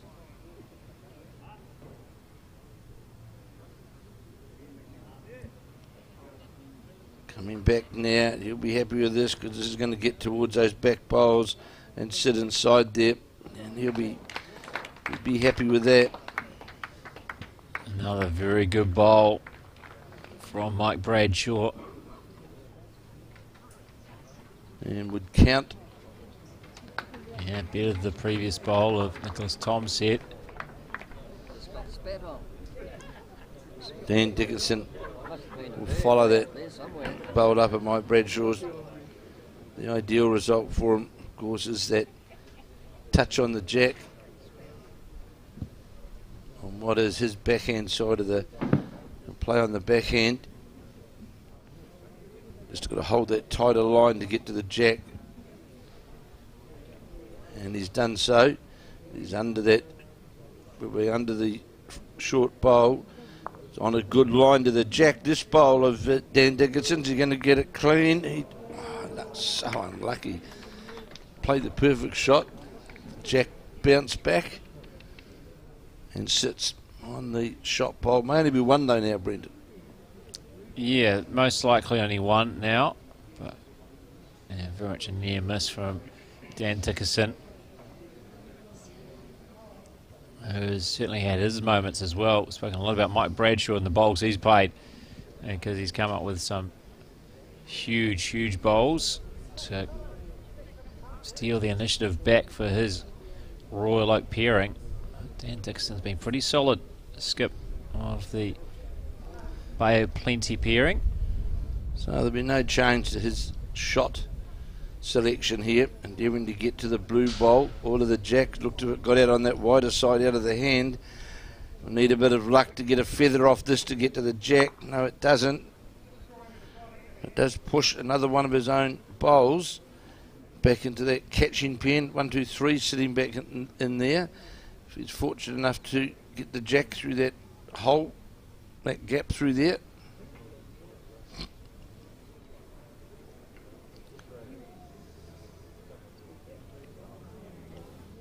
Has this got the weight to reach the head? It's going to come up short. It hasn't, but it's blocked up. It's a bit of pain for Dan Dickinson, that's for sure. It's nuisance value, that bowl there. It certainly alters the weight that he has to play to get to the jack or the shot bowl. But in saying that, Brenton, he could actually drive the blue bowl. Sure, he'd lose one of his own bowls out of the head, but he's got I'd say the next two, the one alongside and one jack low. And he's looking around. Yeah, definitely that draw, that we may still see that line, but it's very tight to get down there to that jack line now to get that trail on the jack. And I think he's looking now at that other option that we spoke about.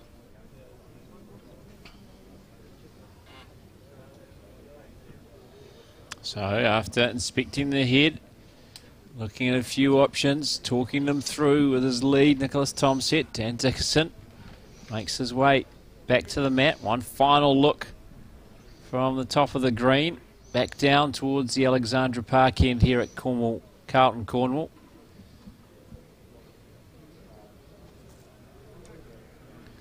He's playing with that extra weight, attacking. Close to getting contact. Oh. And he's knocked away the short bowl, which I don't think was counting. So it is just one more for Mike Bradshaw and John Carruthers. So they now lead. The pairing of Dan Dickerson and Nicholas Tomsett. After Dickerson and Tomsett got off to a great start, they led 5-0 after 3 ends. From that moment, though, been some great work from Mike Bradshaw and John Carruthers. John Carruthers came up with a couple of very big bowls, one memorable one when Dickerson and Tomsett were holding at least 4, potentially 5. And then he landed an absolute bomb to grab the shot back for his Royal Oak combination. Well, that ninth end, it could turn out to be one of those ends that, you know, determine, well, not say determine the final result, but certainly determine a lot about the game, because that makes a big scoring difference. As we see John Carruthers' bowl coming right back to the centre line. It's about half a metre, jack high, but right on the centre line. So Nicholas Tomsett giving the bowl the wave. I know that's a slow down wave. Perhaps it could be a bit of both, because fractionally on the wide side and a couple of metres, in fact, over the head right to the 2 metre mark. Of course, the other semi-final is also underway. Pat Houlihan and Howard O'Donnell playing Lance Pascoe and Jamie Hill. Yeah, that scoreboard's just been updated, so I should be able to bring you up to date with that very shortly. It was tied up last report. Now Lance Pascoe and Jamie Hill have a bit of breathing space. 10-6 it is now after 12 of the 18 ends, and that means pairs semi-final. Pascoe and Hill leading Houlihan and O'Donnell. So a change of hand here from Nicholas Tomsett as John Carruthers drew just in behind the jack. Tomsett changing to the forehand side. Again, is going to go by. Carruthers and Bradshaw holding 2 shots. Carruthers will continue down towards the clubhouse on his forehand. Former member here of Carlton, Cornwall, and the old Rawiti Club in Remuera, which is now a retirement village.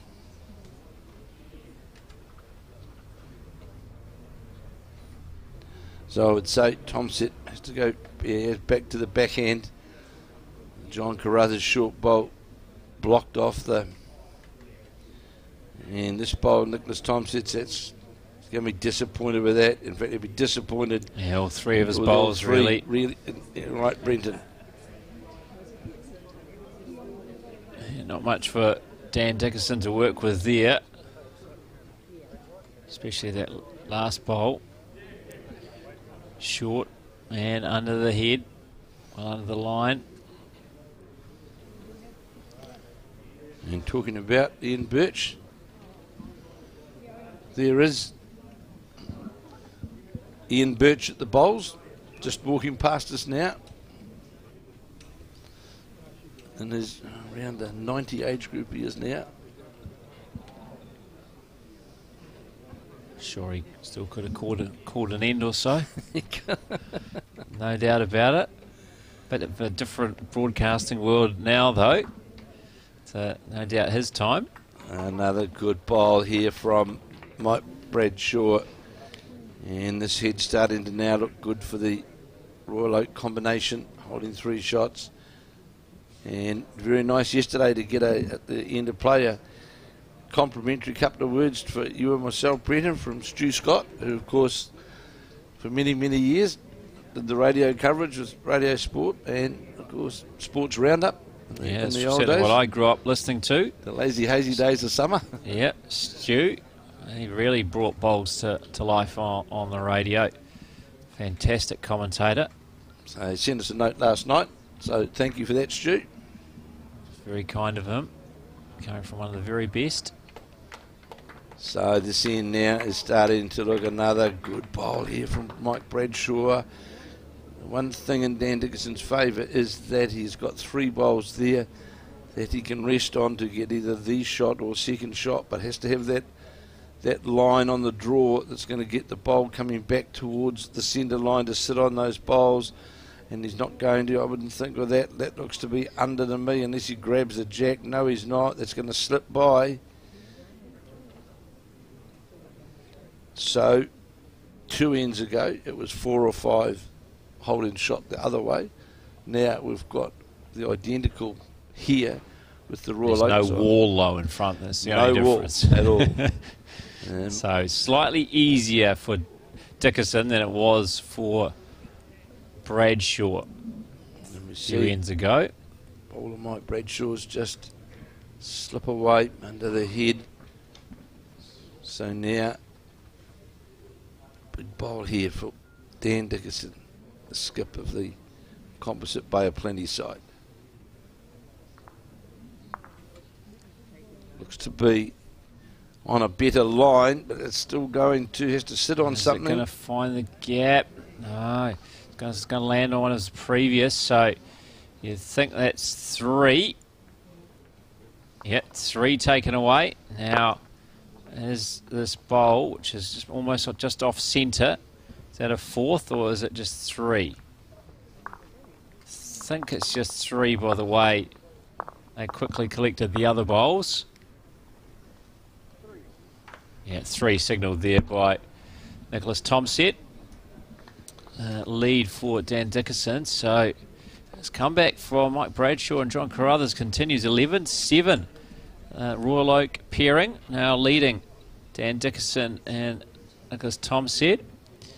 And to think there was a chance of Dickinson and Tomset were 1 bowl away from picking up a 4, potentially a 5 on the 9th end, which would have put them up 12-6 potentially, and now they're down 8-7. 11-7. 11-7 now because 11-7. that's 3, obviously. So I think we're going to be having a look at the umpire, Sue Rossiter, coming out. Check the length of this one. John Carruthers certainly has brought the mat quite a way up the green. It looks all right. Looks up from this point, from this monitor here, and yes, it is. Just expertly done by the looks of things. Or not long enough. No. I thought the way how Sue Rossiter indicated with the tape that. So I must have just been short. So I'm picking we'll see the mat go all the way back to the 2 metre mark, and I would say that the aim of the jack delivery from the Bay of Plenty side would be get it right down to the 2 metre mark. Let's change the length around. Let's get. And no, they've gone short. Well. Yeah, I don't know if that was the aim. No, because this is the length of which 6 shots have been scored against them. Although they were holding that good head on the 9th on this length. But John Carruthers is now, the last 3 ends, has drawn some very good bowls from the lead spot. So it's that 4 straight ends that they've scored on. Yes. Bradshaw and Carruthers. 6 shots picked up. 3 singles and then that big 3 on the previous end. Here's the gate. Been open slightly with John Carruthers short and narrow under the centre line. Nicholas Tomset on his backhand.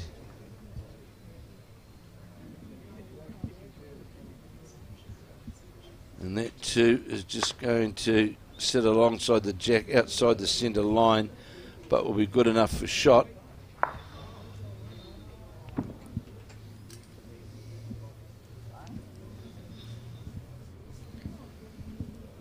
Beautiful conditions here at Carlton Cornwall. Thought the wind had picked up for a moment. The flag was fluttering, but back down to being dormant. And they have clear blue skies above Green. Well, there's no breeze at all, Brenton, now, is there? That flag was moving around a wee bit half an hour ago, but certainly not at present.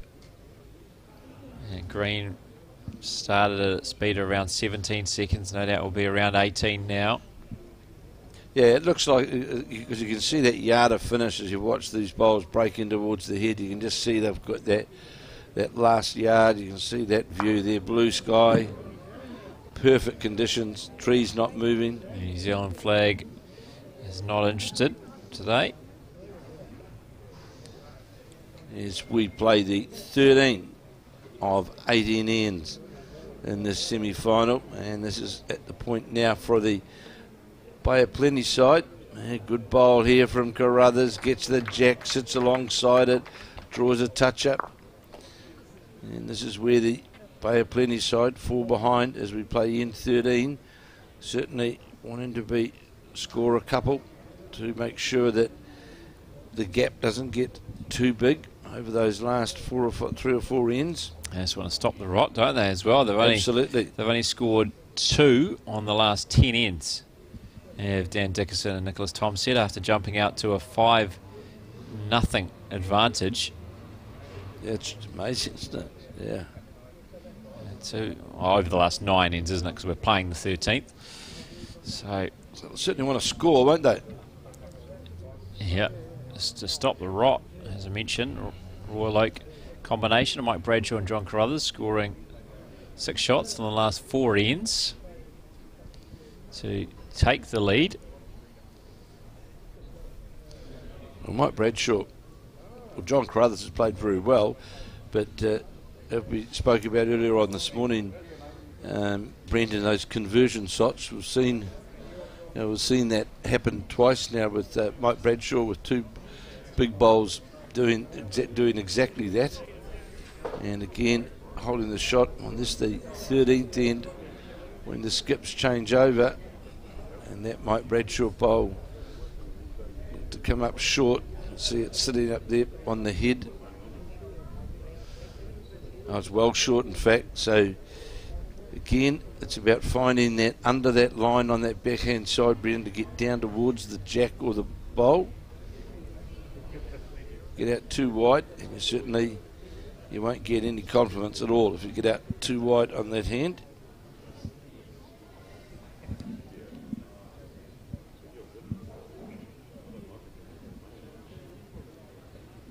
So here is Dan Dickinson looking to play that shot, breaking down towards the head now, just going to disappear, run away slightly on him, turns her own bowl over.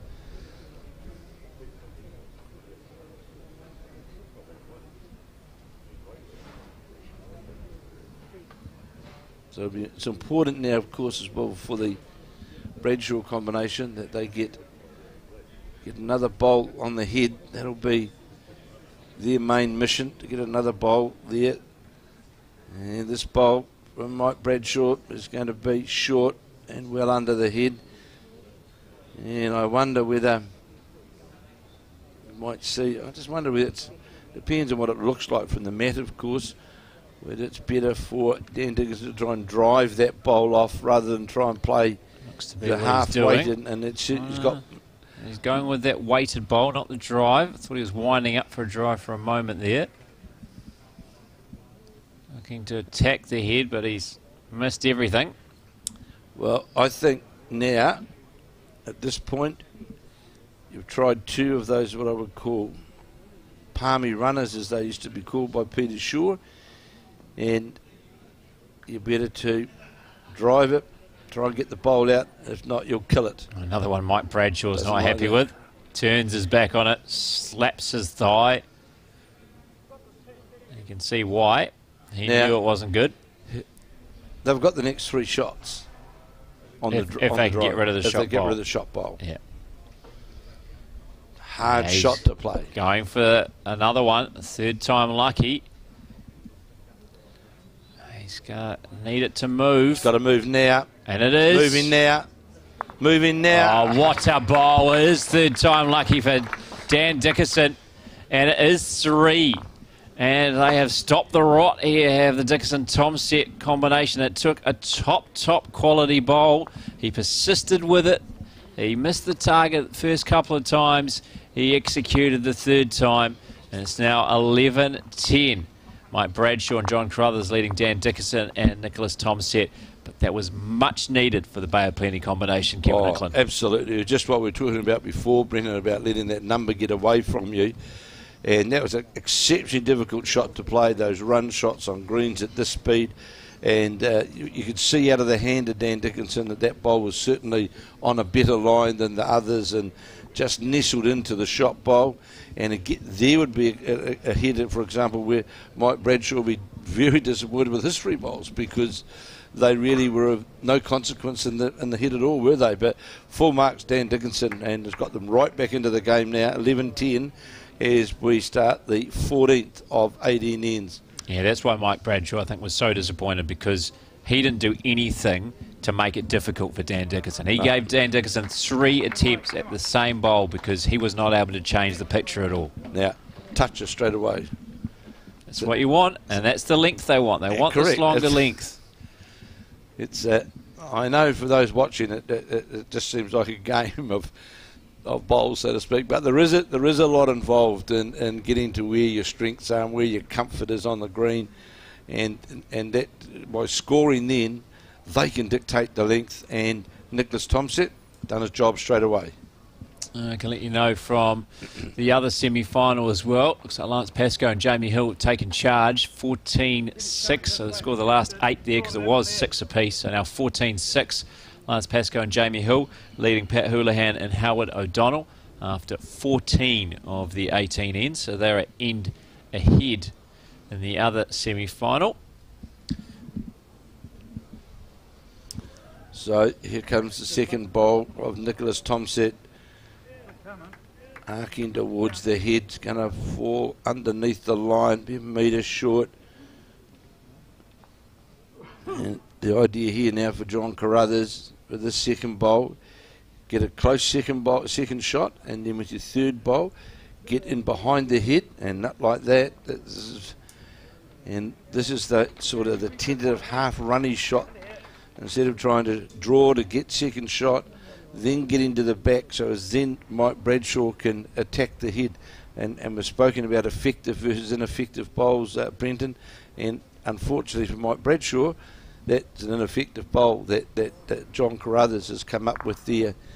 And it's about, if you like, you play the likes of Mike Kernan and Gary Lawson, you also learn about how to play the head and Ali Forsyth, for example, is an expert at it, that let's not worry about that shot now, let's play some other shots so we can then play the shot that we want to play rather than trying to play it all at once. I suppose that's why they've won world championships. And as Mike Kernan, who was in commentary earlier, said, still world champions, of course. Yeah, longest reigning world champion after, of course, the World Championships that was supposed to be held in June last year, postponed. Hopefully this year. Let's hope so, Brendan. And I can hope. I think it's still a lot will have to change in the world, unfortunately, for that to be a reality. I can tell you that the Musgrove Hills Club has had a semi-refurbishment all done. They've spent. I hope they haven't changed the carpet. A great 70s carpet. Surely that hasn't been that changed. Is quite iconic. That'll be. I won't set foot in the club if they've done that. Yes. Otherwise, I want my hands on the carpet. So, can you hear that, Krista Leaf? Get the carpet changed before we arrive. or send it over. Yeah, send it over to the Hutt Valley. Yeah, they've spent a few million there refurbishing the club. Oh wow! And part of that, the club needed it. Of course, they wanted to do it, but it was also to be part of the whole World Bowls thing as well. They wanted to do some refurbishment work to the club. And Brian Baldwin and the team there at Musgrove Hill and Krista Leaf, that's now been done. Here's another good bowl from Dan Dickinson. It's going to sit right on the centre line, toucher on the jack. One bowl target. It's a Killian this. If Mike Bradshaw makes contact, danger for Mike Bradshaw if he lifts his own bowl out of the head. But hard to draw for sure, but he might try with his first one to He ends it, this is the end 14. So Yeah, I suppose what he'll be thinking, though, that I might not get a good opportunity, as clear a sight correct. of the jack and the shot bowls when I play my next bowl. So maybe now is the time to do it. I think like do it early. We'll see with the way he plays here. Doesn't usually waste his time on the mat when he's going for the drive, and here it comes. Here's the drive. Has he got Close. the target? Yes, he has, and that looks like it has spat out the side and been killed. And we will be replaying this, the 14th end, after a great setup by Summerset, and Dickerson comes to naught. Well done by Mike Bradshaw. Not the first time he has killed an end. Oh, that was a great drive because it was a one-bowl target. There wasn't any bowls to work off. There was just the front bowl that was there to make contact with. And obviously by making contact it would kill. And of course they have rightly, from the Bay of Plenty side, they've taken the bowls back, playing from the same end again. As that's where they felt they're holding a good head. So that's right, we'll try that again. So Nicholas Summerset, no doubt, will try and get the jack down, right down again towards the 2 metre mark where they had success. Not quite as far, but 3/4 length head.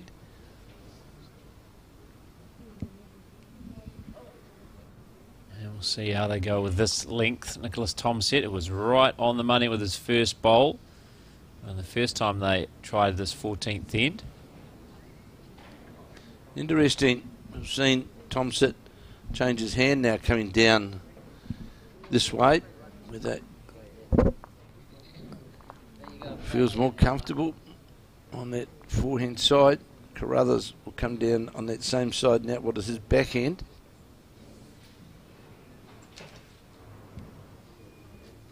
Here's the left-hander.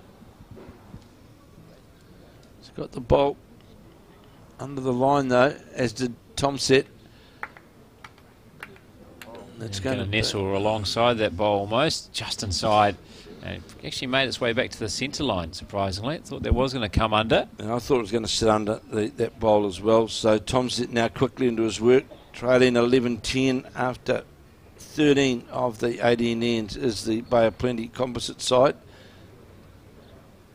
And it's got a good arc on the bowl now, just breaks towards the centre line. Falls in, maybe shot. Oh, it's a long way away from, obviously, we're looking through the monitors. Oh, really, this semi-final is anyone's. Just one shot in it. This and 4 other ends to go. This looks a better bowl from John Carruthers, just going to get down in front of the jack. So then Dickinson indicating to Nicholas Summerset, just follow that bowl of John Carruthers.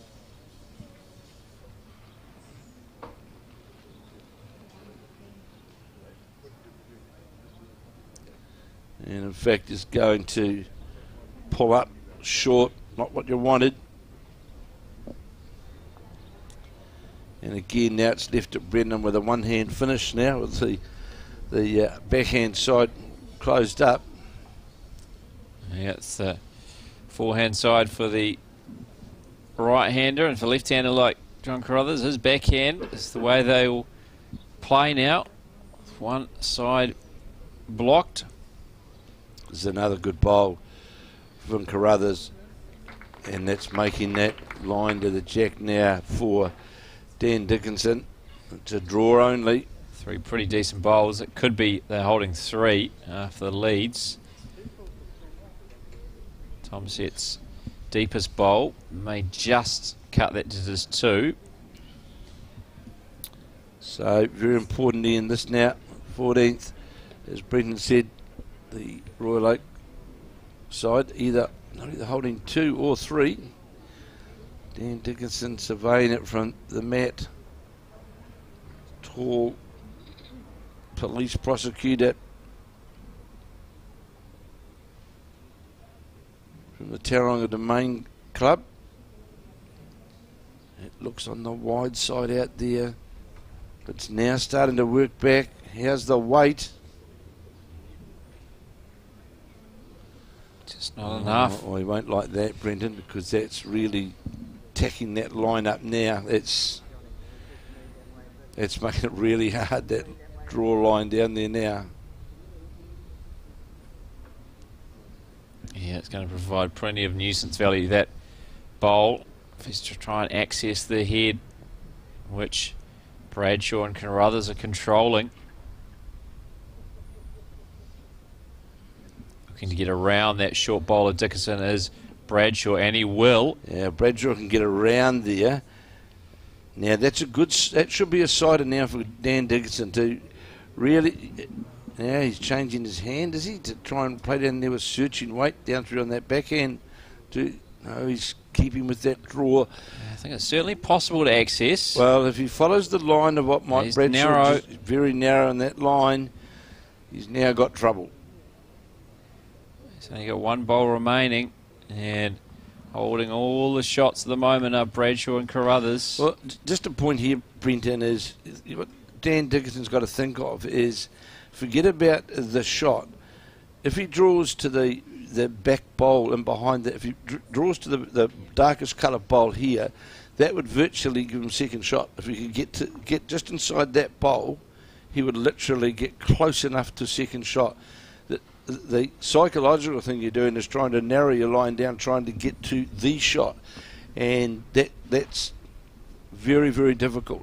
Now the mindset really has got to be about drawing to that back bowl, get second shot, and who knows, it could fall in and get shot. But it's not actually, with the 11-10 the scoreboard, you just can't drop a number. So second shot has to be the objective, and it's on a good line, this bowler Dan Dickinson's. How's the weight though? How's the weight as it's breaking its way now to? It's very good. It's very good. If it falls in, is it gonna fall in? I think it still might be good enough a shot. Looks like it from here. No indication from either lead, Carruthers or Summerset.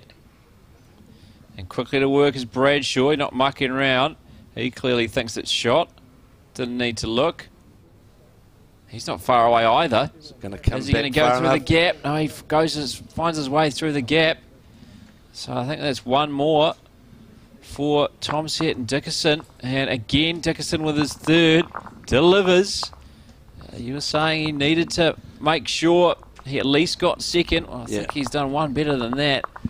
He has got the shot, and they retain the jack and the mat, and we are all locked up, I believe, at 11 apiece.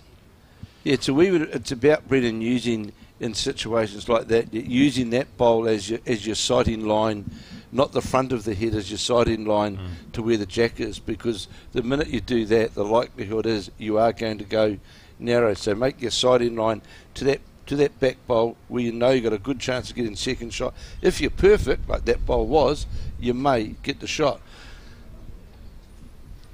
This is one of two semi-finals. The men's pairs ongoing here at Carlton Cornwall. The other, I've just seen the scoreboard being updated, so I'll be able to bring you an update very shortly. The match with the composite combination of Jamie Hill and Lance Pascoe up against Pat Houlihan and Howard O'Donnell, and it is Pascoe and Hill who are leading 17-8 over Houlihan and O'Donnell after now 15 of the 18 ends in the other men's pairs semi-final. So John Carruthers with a good opening bowl here, doing a touch on the jack. Yes, he does, and sits in behind it after the Nicholas Summerset bowl was wide out on the draw. And well, there's been three big telling ends so far in this game. I think that on that 9th end, when 4 or 5 down, Mike Bradshaw drew the shot, and then on the 13th end, when again Dan Dickinson was down and he played that jack trail, got 3, and then that last end again, down again, drew the shot. Like 3 big ends, and again Carruthers and Bradshaw have got the right start on this head, that's for sure. Nicholas Summerset's got 2 ineffective bowls there, sadly, so the pressure on his last bowl. And then Dan Dickinson will be saying to There's a young lead. Don't try and get me the shot. Just get. It's the idea. Just get him behind around here. It's fine. Just want something to work with. Does Dickerson from his lead Summerset. He's on a better line with this bowler, isn't it? This Summerset. How's the weight on this one as it breaks towards the jack? Just going to skip under it, but that's fine. Gives him another bowl now. That's handy to him now, Brendan. That's what he wanted, that second shot. Yeah, certainly. Great bowl, great adjustment from Summerset, who was well off with his first couple. Ineffective bowls, as you said, Kevin. But his third gives Dan Dickerson something to work with. John Carruthers on the stalk walk off the mat. Making his way down the green to the head. Both the leads now. Good. Another bowl from John Carruthers. Very good bowl from John Carruthers. Tell when he gets that walk on, that's going to be pretty handy. 11 all after 14 of 18 ends. So, holding a couple, you'd think there. Looks like 2 for sure, Brendan. Carruthers. Here on the monitor. So, just 3 ends remaining after this. So, we're fast running out of ends to decide this contest. Of course, we're still level after 18 ends. We will play on. Need to find a winner, of course, to make it through to this afternoon's final, which is due to start in around an hour's time. So Dan Dickinson on his forehand will try and reach up to these 2 counting bowls or the jack. Breaking in towards their head now.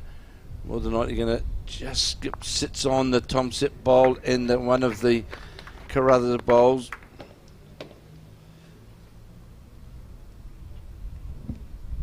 So there's 4 bowls now clustered around the jack. 2 belonging to the Carruthers Bradshaw side and 2 to the Dickerson Summerset side. Is the bowl of Mike Bradshaw is on that wider line. And then the other 4 bowls are all Nowhere. corners of the green. It's quite bizarre, really. So can Dan Dickinson yet again play one of those conversion shots, of which he's played a few in this game? Yeah, last couple of ends in particular. He's looking at this one closely. It's breaking down towards the jack and the shot bowl. How's this looking? Oh, wonderfully done. I think they've certainly got shot. I think so. I think that back bowl may well be shot. Jack's sitting on one of those bowls. But what another conversion shot from Dan Dickerson. 3 ends in a row now from the Bay of Plenty composite pairing skip. Of course, the thing for Mike Bradshaw is he can't attack and lose his own bowl, because if he lost his own bowl, there'd at least be 3 down. And Dan Dickinson with another bowl left, he may sort of play that same weight as what we just saw Dan Dickinson play, to squeeze up through that head. But that was a magnificent bowl, because it wasn't a big target to get down to the jack at all, was it? Although there was 4 bowls there, it was a matter of centimetres. And now Bradshaw's looking at what can I do here, because if he risks playing with that kind of weight, he could remove his own bowl. Doesn't have the strength and numbers there that Dickerson has. Well, we'll wait and see, but the indication that, one indication was to drive at the front back bowl. Well, the other one was to, I don't know what John Carruthers means to that bowl there on the outside of the centre line. I think it's one of those heads. If you're going to attack it, you've got to attack it hard and heavy. Otherwise, you're a chance of dropping your own bowl out of the head. You're going to play with the weight. You're going to play it with full-blooded weight. So taking their time over this. Applause over there in the Jamie Hill game. I see it. I don't think it's over yet, but maybe it is. Yeah, there's shake hands time over there. So having led 17-8 playing the 16th. They must have capitalised on that end as well, because they have called it over. So our first finalists have been found in the men's pairs, and it is the combination of Lance Pascoe and Jamie Hill, who we saw earlier. Here comes the drive from Bradshaw, and that was the danger. Got his own, but thankfully for him, he got rid of the black balls too, although given it's still might still be 2 or 3. No, I know it's made it easier insofar as it was only one shot before anyway. True. And now the nearest bowl I can see of the Bradshaw combination is in fact the Carruthers bowl, which is sitting way out to the right side there. And sure, there's plenty of room to draw, to save, but it's just, and it's what we spoke about, Brendan. You could get that bowl clean out of the head, and the shot bowl stayed there. So can now Dan Dickinson capitalise on that drive of Mike Bradshaw? See Mark Cameron, CEO of Bowl New Zealand, just arrive. Make sure we're working. I assume he's been elsewhere around the city, with of course women's peers section play starting today at a number of clubs around the Auckland and North Harbour centres. That's 2. Bradshaw now on the backhand. Definitely 2 down on the head. Wants a good second here. Certainly brought that line. He's brought that line in. How's the weight? Is it walking past on the weight? We're going to get second shot as Brendan very spoke well about. done. Well played by Michael Bradshaw. Makes it just 1. They were holding a number there. Didn't need to have a fantastic bowl to get third shot, but needed a pretty decent bowl to get second, and did. So 1 more to Dan Dickinson and Nicholas Thomsett. They now lead 12-11 after 15 of the 18 ends. So just 3 remain here for the right to play Lance Pascoe and Jamie Hill in the men's pairs final here at the Summerset Nationals at Carlton, Cornwall and Auckland. And this semi-final, as you can tell from the scoreboard, at 12-11, it's certainly anybody's game, and we're certainly seeing, Brendan, the heads change around, aren't we, in those latter stages now, where there's been opportunities for a team to pick up a 2 or 3 or a 4 and 1 bowl, and well done there by Michael Bradshaw drawing that second shot. Now the jack's been delivered right to the 2 metre mark by Nicholas Thomsett. So we're playing now the full length head. We'll see John Carruthers now go to what is his backhand, playing down towards the clubhouse end here at the Carlton Cornwall Club. Absolutely magnificent conditions here today. And this looks on a good line, this bowler John Carruthers, coming down towards the 2 metre mark where the jack's sitting, and it's going to sit right alongside front of the jack. Very good bowl. I think the other young Nicholas Thomsett would be more comfortable on the backhand than the forehand, because he certainly struggled coming down this way on this forehand. He'll most likely go and draw the shot now, but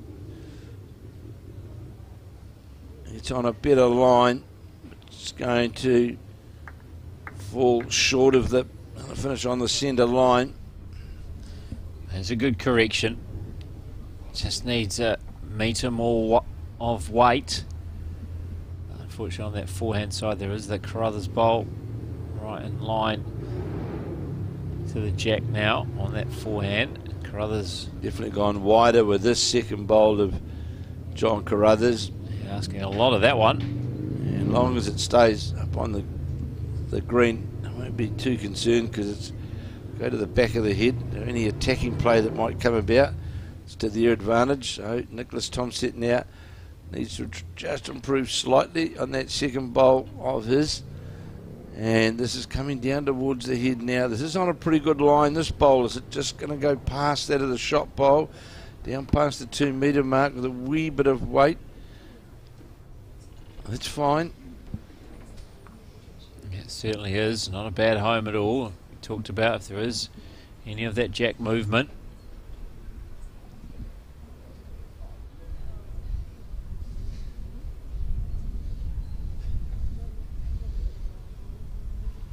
So John Carruthers now playing his third and last bowl on the 16th end. Looked to be on a fairly good line. And I just touched the bowl of Nicholas Thomsett and turn it over. No damage though, where he still holding the shot. And you can see now on the screen that back bowl of Nicholas Thomsett's is not a bad spot at all, Brendan, if that jack moves, because it's sitting just about directly under the number. And I'm picking that Dan Dickerson will play with just over draw weight to try and reach that bowl of Carruthers. And most ends we have seen jack movement as well, so be surprising if there isn't a change here with the way that these two skips have been playing too, and their ability to access the head. Father of two of our great All Blacks just walking in, Ken Wetton, father of Gary and Alan Wetton, the twins, just walking into the club. So here is Dickinson, and he's playing as we talked about, Brendan, trying to play with that weight down to that bowl and get his own front bowl of Nicholas Thomsett's, turn that into the head, turn it over one more time, he's got shot. I think that is shot two. Wonderfully done by Dan Dickinson. Used that earlier bowl of Thomsett's to perfection. And Carruthers saying, Bradshaw, you try and do the same to me. Same shot. Yeah. You try and promote my bowl, which is not far away from being the shot, which was the shot, and then we could have it back.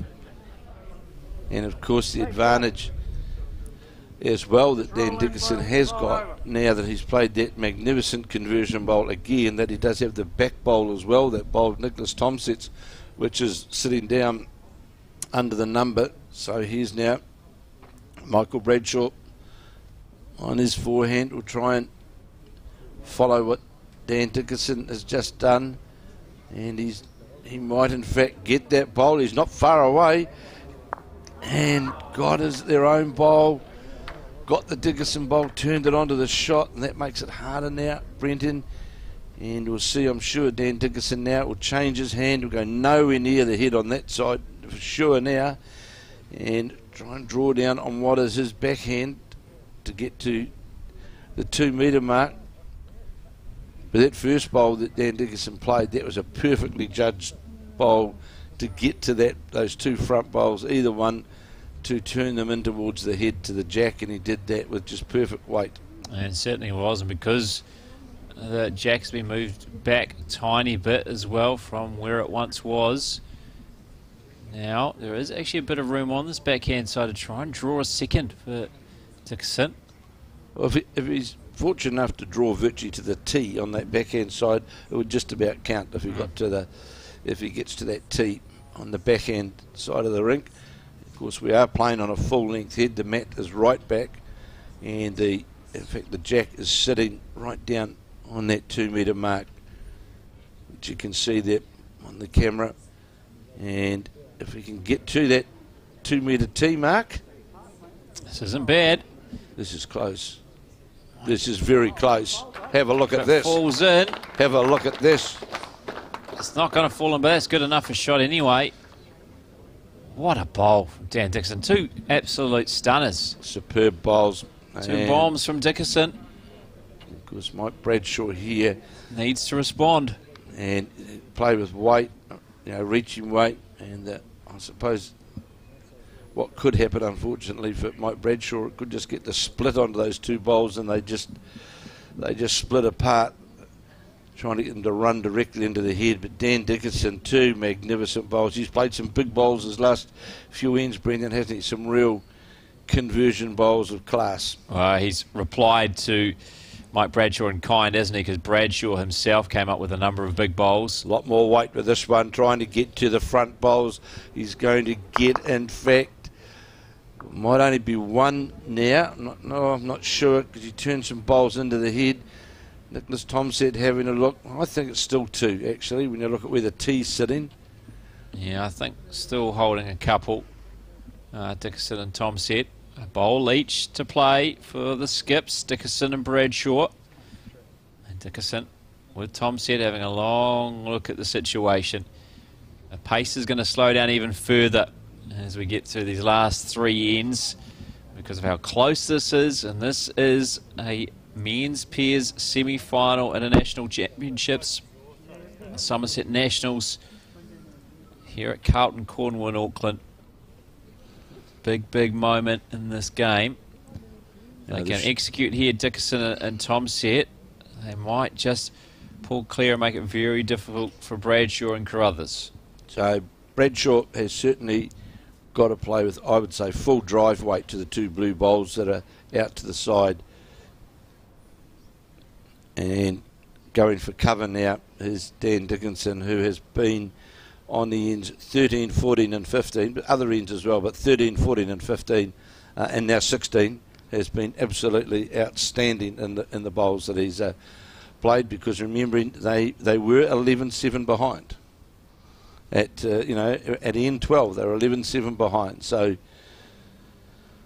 Mike Bradshaw looking to Dixon there looking for a bit of cover, thinking that Bradshaw plays an aggressive shot again, that maybe this is where the jack could have spat out. Wanted to get amongst that back bowl of Carruthers, as you can see. What he's got to be very careful of as well. Now, I hope not to try and drive it on the back end, because he was to try and drive it on the back end, and so he's under the line. He can actually peel both of those two bowls completely out of the head. So he's got to drive it on the forehand to reduce that risk. But of course, the Tomsett combination have still got the advantage of the back bowls, and with driving, one would think it's not going to get to the jack. The way how they're sitting depends where it hits or doesn't hit. So Bradshaw and Carruthers having a long discussion now. Bradshaw starts a slow walk back to the mat. They are slow walks, aren't they? They're not quick, that's for sure. Deliberate. The right to play Lance Pascoe and Jamie Hill in this afternoon's final of the men's pairs. He is driving on that forehand, and it's on its way, and that forehand drive to try and get down to, and it's missed everything. Knocks away one of his wide bowls. So is it one or is it two for Dickerson and Tomsett? Well, the players don't need a measure. Certainly another for Dickerson. We'll have to wait and see. The scoreboard is updated. Mike Bradshaw doing the honours.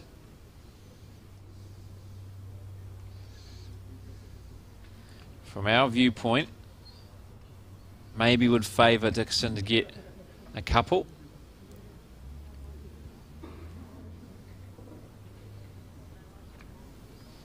So Jack's been delivered by Nicholas Tomsett, playing up towards the Alexander It was Park end. two. It was two. So 14-11. Dickerson and Tomsett now leading. Bradshaw and Carruthers. 2 ends remaining of the 18. An end that Bradshaw and Carruthers, you'd think, must win. Got to win this end. So here's Nicholas Tomsett opening bowl. That's a pretty handy opener right back to the centre line. And you take that if you're Dickerson, that's for sure. So the big thing now for John Carruthers, and I know it'll be indicated by the skip, don't be short. And we've already seen how Bradshaw has reacted to some short bowls. Hasn't been too happy with them. No. So hopefully John Carruthers has got the length through. I know he is short with his first. That's exactly what Mike Bradshaw doesn't want. Of course, it wouldn't have been the intention of John Carruthers to have it short. So change of hands by Nicholas Tomsett. Doesn't want to get tied up in the short bowl there of John Carruthers, but he's sort of nipped his green quite significantly and sits up now. The difficulty is that one hand is virtually cut off after 3 bowls. The Leeds have done this a few times, haven't they? As their play, blocked up one side. So Carruthers now, with the left-hander, will be almost forced to play on his backhand. Summerset on his forehand with his 3rd bowl. And Sparrow's out there enjoying themselves. Yeah, a couple of them now. Yeah, they're enjoying themselves out there, aren't they? Enjoying the spotlight of being involved in the men's pairs semi-final in front of us. So a jack-level draw from John Carruthers, about half a metre. Nicholas Thompson quickly into his work on his forehand. Just trying to draw inside that John Carruthers bowl. It's going to come under the line.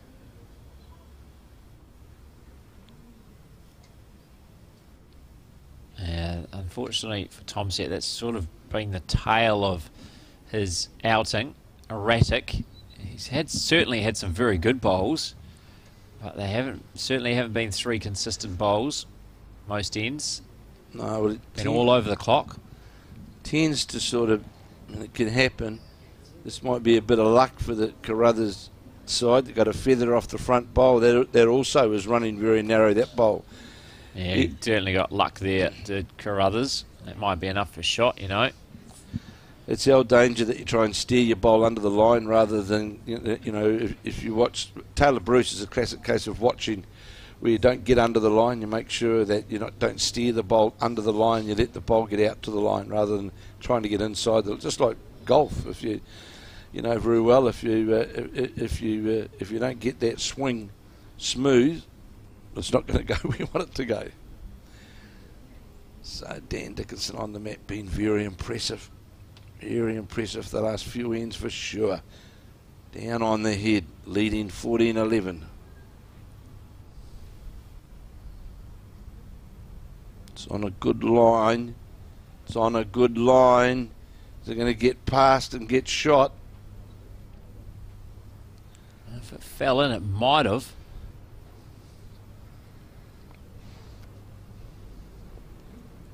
It's pretty close between all those bowls, really. None of them are within a metre, I don't think. There's a good sider, though, by Dan Dickinson. He knows he's just got to hold that weight and just alter the line fractionally, and he'd be right into that jack line.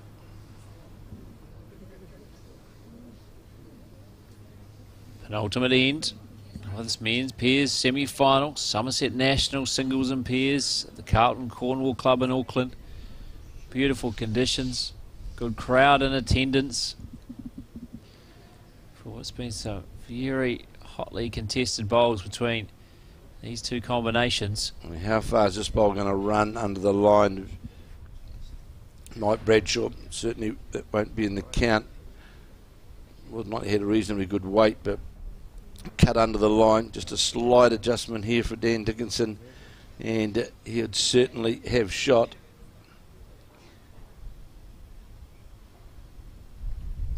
And looks to be on a similar line to that was his first. Now just got to get under this blue bowl of John Carruthers.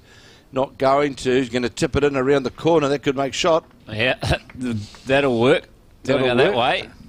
I don't think that was exactly the intention. Was looking to get inside those wing bowls. Instead got outside and then got a nice favourable backward cut slice here on that earlier bowl.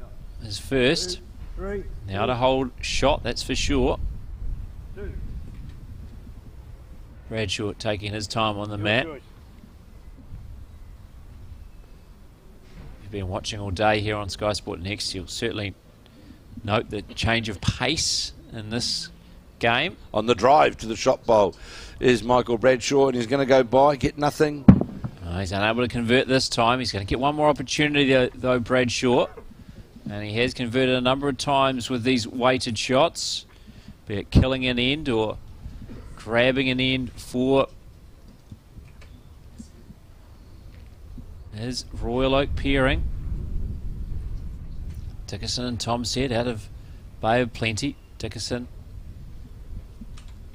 Park Domain. And Summerset Mount Maunganui. Tauranga Domain, excuse me. For Dickinson, as he's plays his last of the penultimate end. So out on a wider line this time. How far is it going to come back? If it's got dead draw weight, it could come all the way back, but it's short of weight. And of course now Bradshaw is more than likely committed. Right. There could be 3 shots here. There's been, if he drives, he could actually get the shot bowl and the back bowl of as well, which is more than likely 3rd shot on the drive. Is Mike Bradshaw trying to get not that far away this time. Jack, it may not have killed. May not have killed now. It may not have killed. Feathered off another bowl towards the ditch. Where's it ended up? 1 shot. I see John Carruthers. John Carruthers put up a 1. I don't think anything is that close, so I think maybe Tomset's not willing to give up the 1 yet. Or, no, 1 agreed. I thought there might be a measure. Yeah, I thought we were going to see the string tape out. So 1, 2, Bradshaw and Carruthers. He got the jack, and then it rebounded off another bowl and didn't go dead, which I think would have been the intention if he wasn't able to get it clean, the jack. Take it straight back into the ditch, but it's worked out anyway. So 1 more to Bradshaw and Carruthers, 14-12 as we now get ready to play the 18th and final end. It is the Bay of Plenty combination. Good skipping here though from Michael Bradshaw, because John Carruthers wanted to take the mat up the green. The last 4 ends, both sides have been they've been playing with the mat back, so you know where your line is, you know where the weight is. Last end, just do what you've been playing rather than try and not say be smart, but rather just. Is it going to be long enough? How far up is the mat? I don't think it's far. Oh, is the mat all the way back? Is it? It'd have to be right back. So this is the minimum length, virtually the minimum length head that they're playing here. So this is a real test on a last end of a clinching game like this. There's green run at just on 18 seconds, and the margin of error with weight is minimal.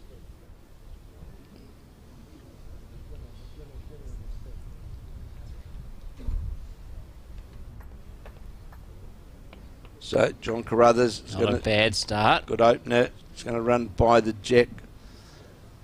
Better to be a bit long than short. Tomset on his forehand, definitely on a wider line than the left-handed Carruthers. Looks to have a bit of speed on it though, Brendan, as it goes by. It comes to the centre line at 2 metres over. He can adjust off that, that's for sure. The line's good. Yeah, just needs to pull back that weight. And obviously it's quite a big adjustment from the lengths they have been playing the last few ends. Big adjustment. They've played almost the longest possible end previously, now shortest possible.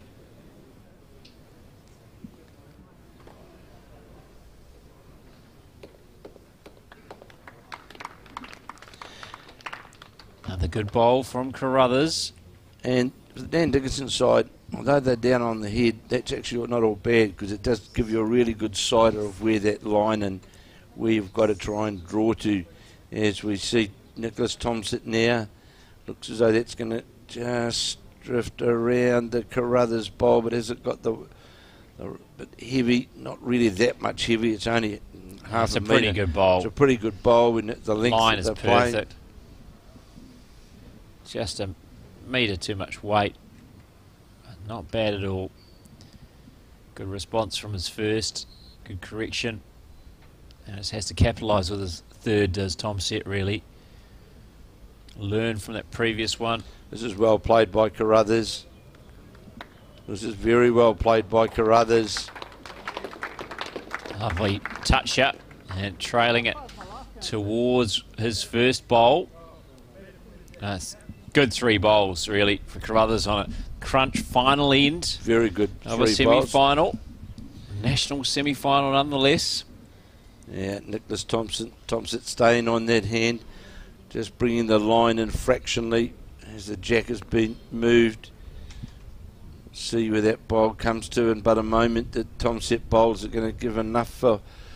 Well, that's 2 shots.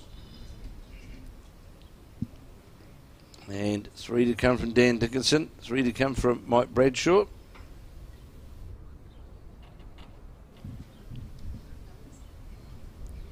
And of course, from the Dickinson point of view, second shot's fine. Absolutely. That's what their target will be. They will not mind dropping a 1. That is fine. They'll still win the match. And that is the aim, after all, to get through to the final. If you've just joined us recently, awaiting them in the winner of this contest, Lance Pascoe and Jamie Hill, who have beaten Pat Houlihan and Howard O'Donnell in their semi-final. Completed a few moments ago. Oh, he's again not the, maybe that was even the wind potentially, a bit of a wind gust. There was. I just see that the wind in the background. Signage there just moving.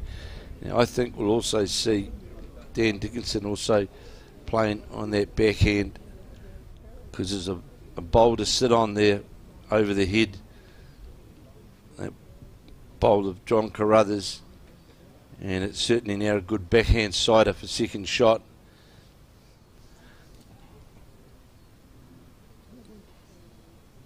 So, holding, I think, is potentially 3. Bradshaw and Carruthers, which is what they need to win the semi-final and advance to this afternoon's decider. But Dan Dickinson has 3 bowls left, and he will know he doesn't need to get shot. If he gets second, it'll be job done. They'll be playing Lance Pascoe and Jamie Hill in the final. On its way, on the backhand, is the Dan Dickinson bowl. This looks on a pretty good line. How's the weight, Brendan? How's the weight going to get all the way down to get to second shot? Will it be second shot? No. Maybe third. Maybe. Hard to tell from our angle, but you'd think he's going to need to improve on that. Of course, if they get 2 Bradshaw and Carruthers, we're going to have to play an extra end to decide this contest.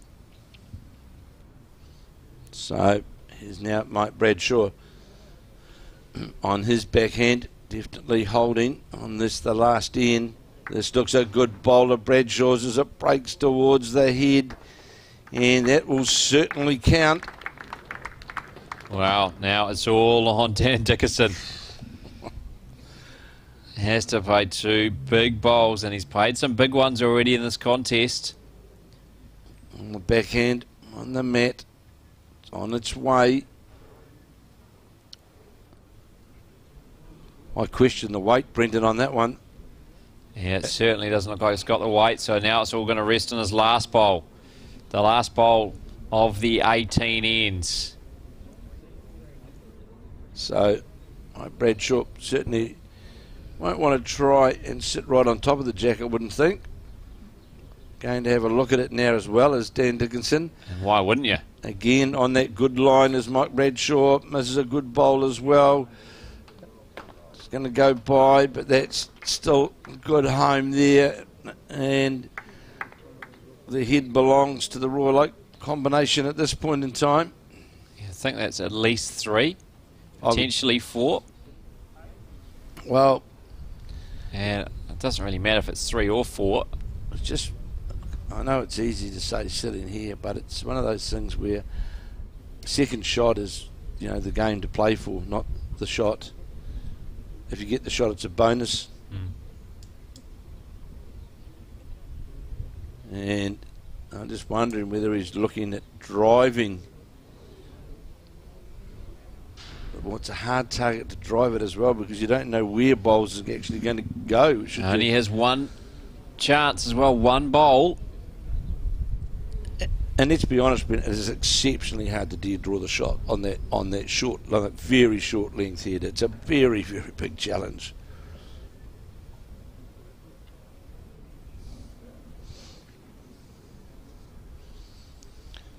Here he is, Dan Dickinson, man of the moment. One way or the other on a second, and he looks as though it's on the draw on the backhand. Oh, it's all on this bowl. From the skip of this Bay of Plenty pairing, Dan Dickinson. Looks on a decent line. Has it got the weight? I don't think so. Hasn't got the weight, Brendan. Certainly doesn't have the weight. And that should be match Bradshaw and Carruthers. Well, they've taken away 2. Looks like 3, Brendan. They've shaken hands, but Nicholas Tomset wants to do the measure. Bradshaw and Dickinson have shook hands. And so does Nicholas Tomset and John Carruthers, and they pick up at least 3 on their final end to the Royal Oak pairing, and they snatch it on the 18th and final end, beating Dan Dickinson and Nicholas Tomset 15-14 in an absolute thriller. We will see them again shortly in the final of the men's pairs. They'll be taking on Lance Pascoe and Jamie Hill. Kevin, your final thoughts before we take a quick break and then be back with all the final action. Well, it came down to a couple of ends, and they were the big scoring shots that happened, but from both skips, and it just came down really that very last end. 2 things that happened on that last end. One I disagreed with, but I was wrong, and how they shortened the length of the head up to that. You know, it's hard to respond on an 18-second green to a the shortest length you could play. But John Carruthers responded and drew 3 very good bowls for the Bradshaw side, which really gave them a good command of the head before the skips changed over. Dan Dickinson, who had played big bowls on the 13th, 14th, 15th, 16th end, just couldn't quite do it. And of course that lucky drive for Bradshaw on the 17th, where the jack went into the ditch, with the Tauranga side were holding the shot. One of those games could have gone either way, but the last end and the way how John Carruthers played that short end so well was the setting up of the win, and John Carruthers and Mike Bradshaw now through to the final. Yeah, indeed they are, and we will see them again around 2:30 when they take on Lance Pascoe and Jamie Hill in our men's pairs final. Make sure you join us then here on Sky Sport Next.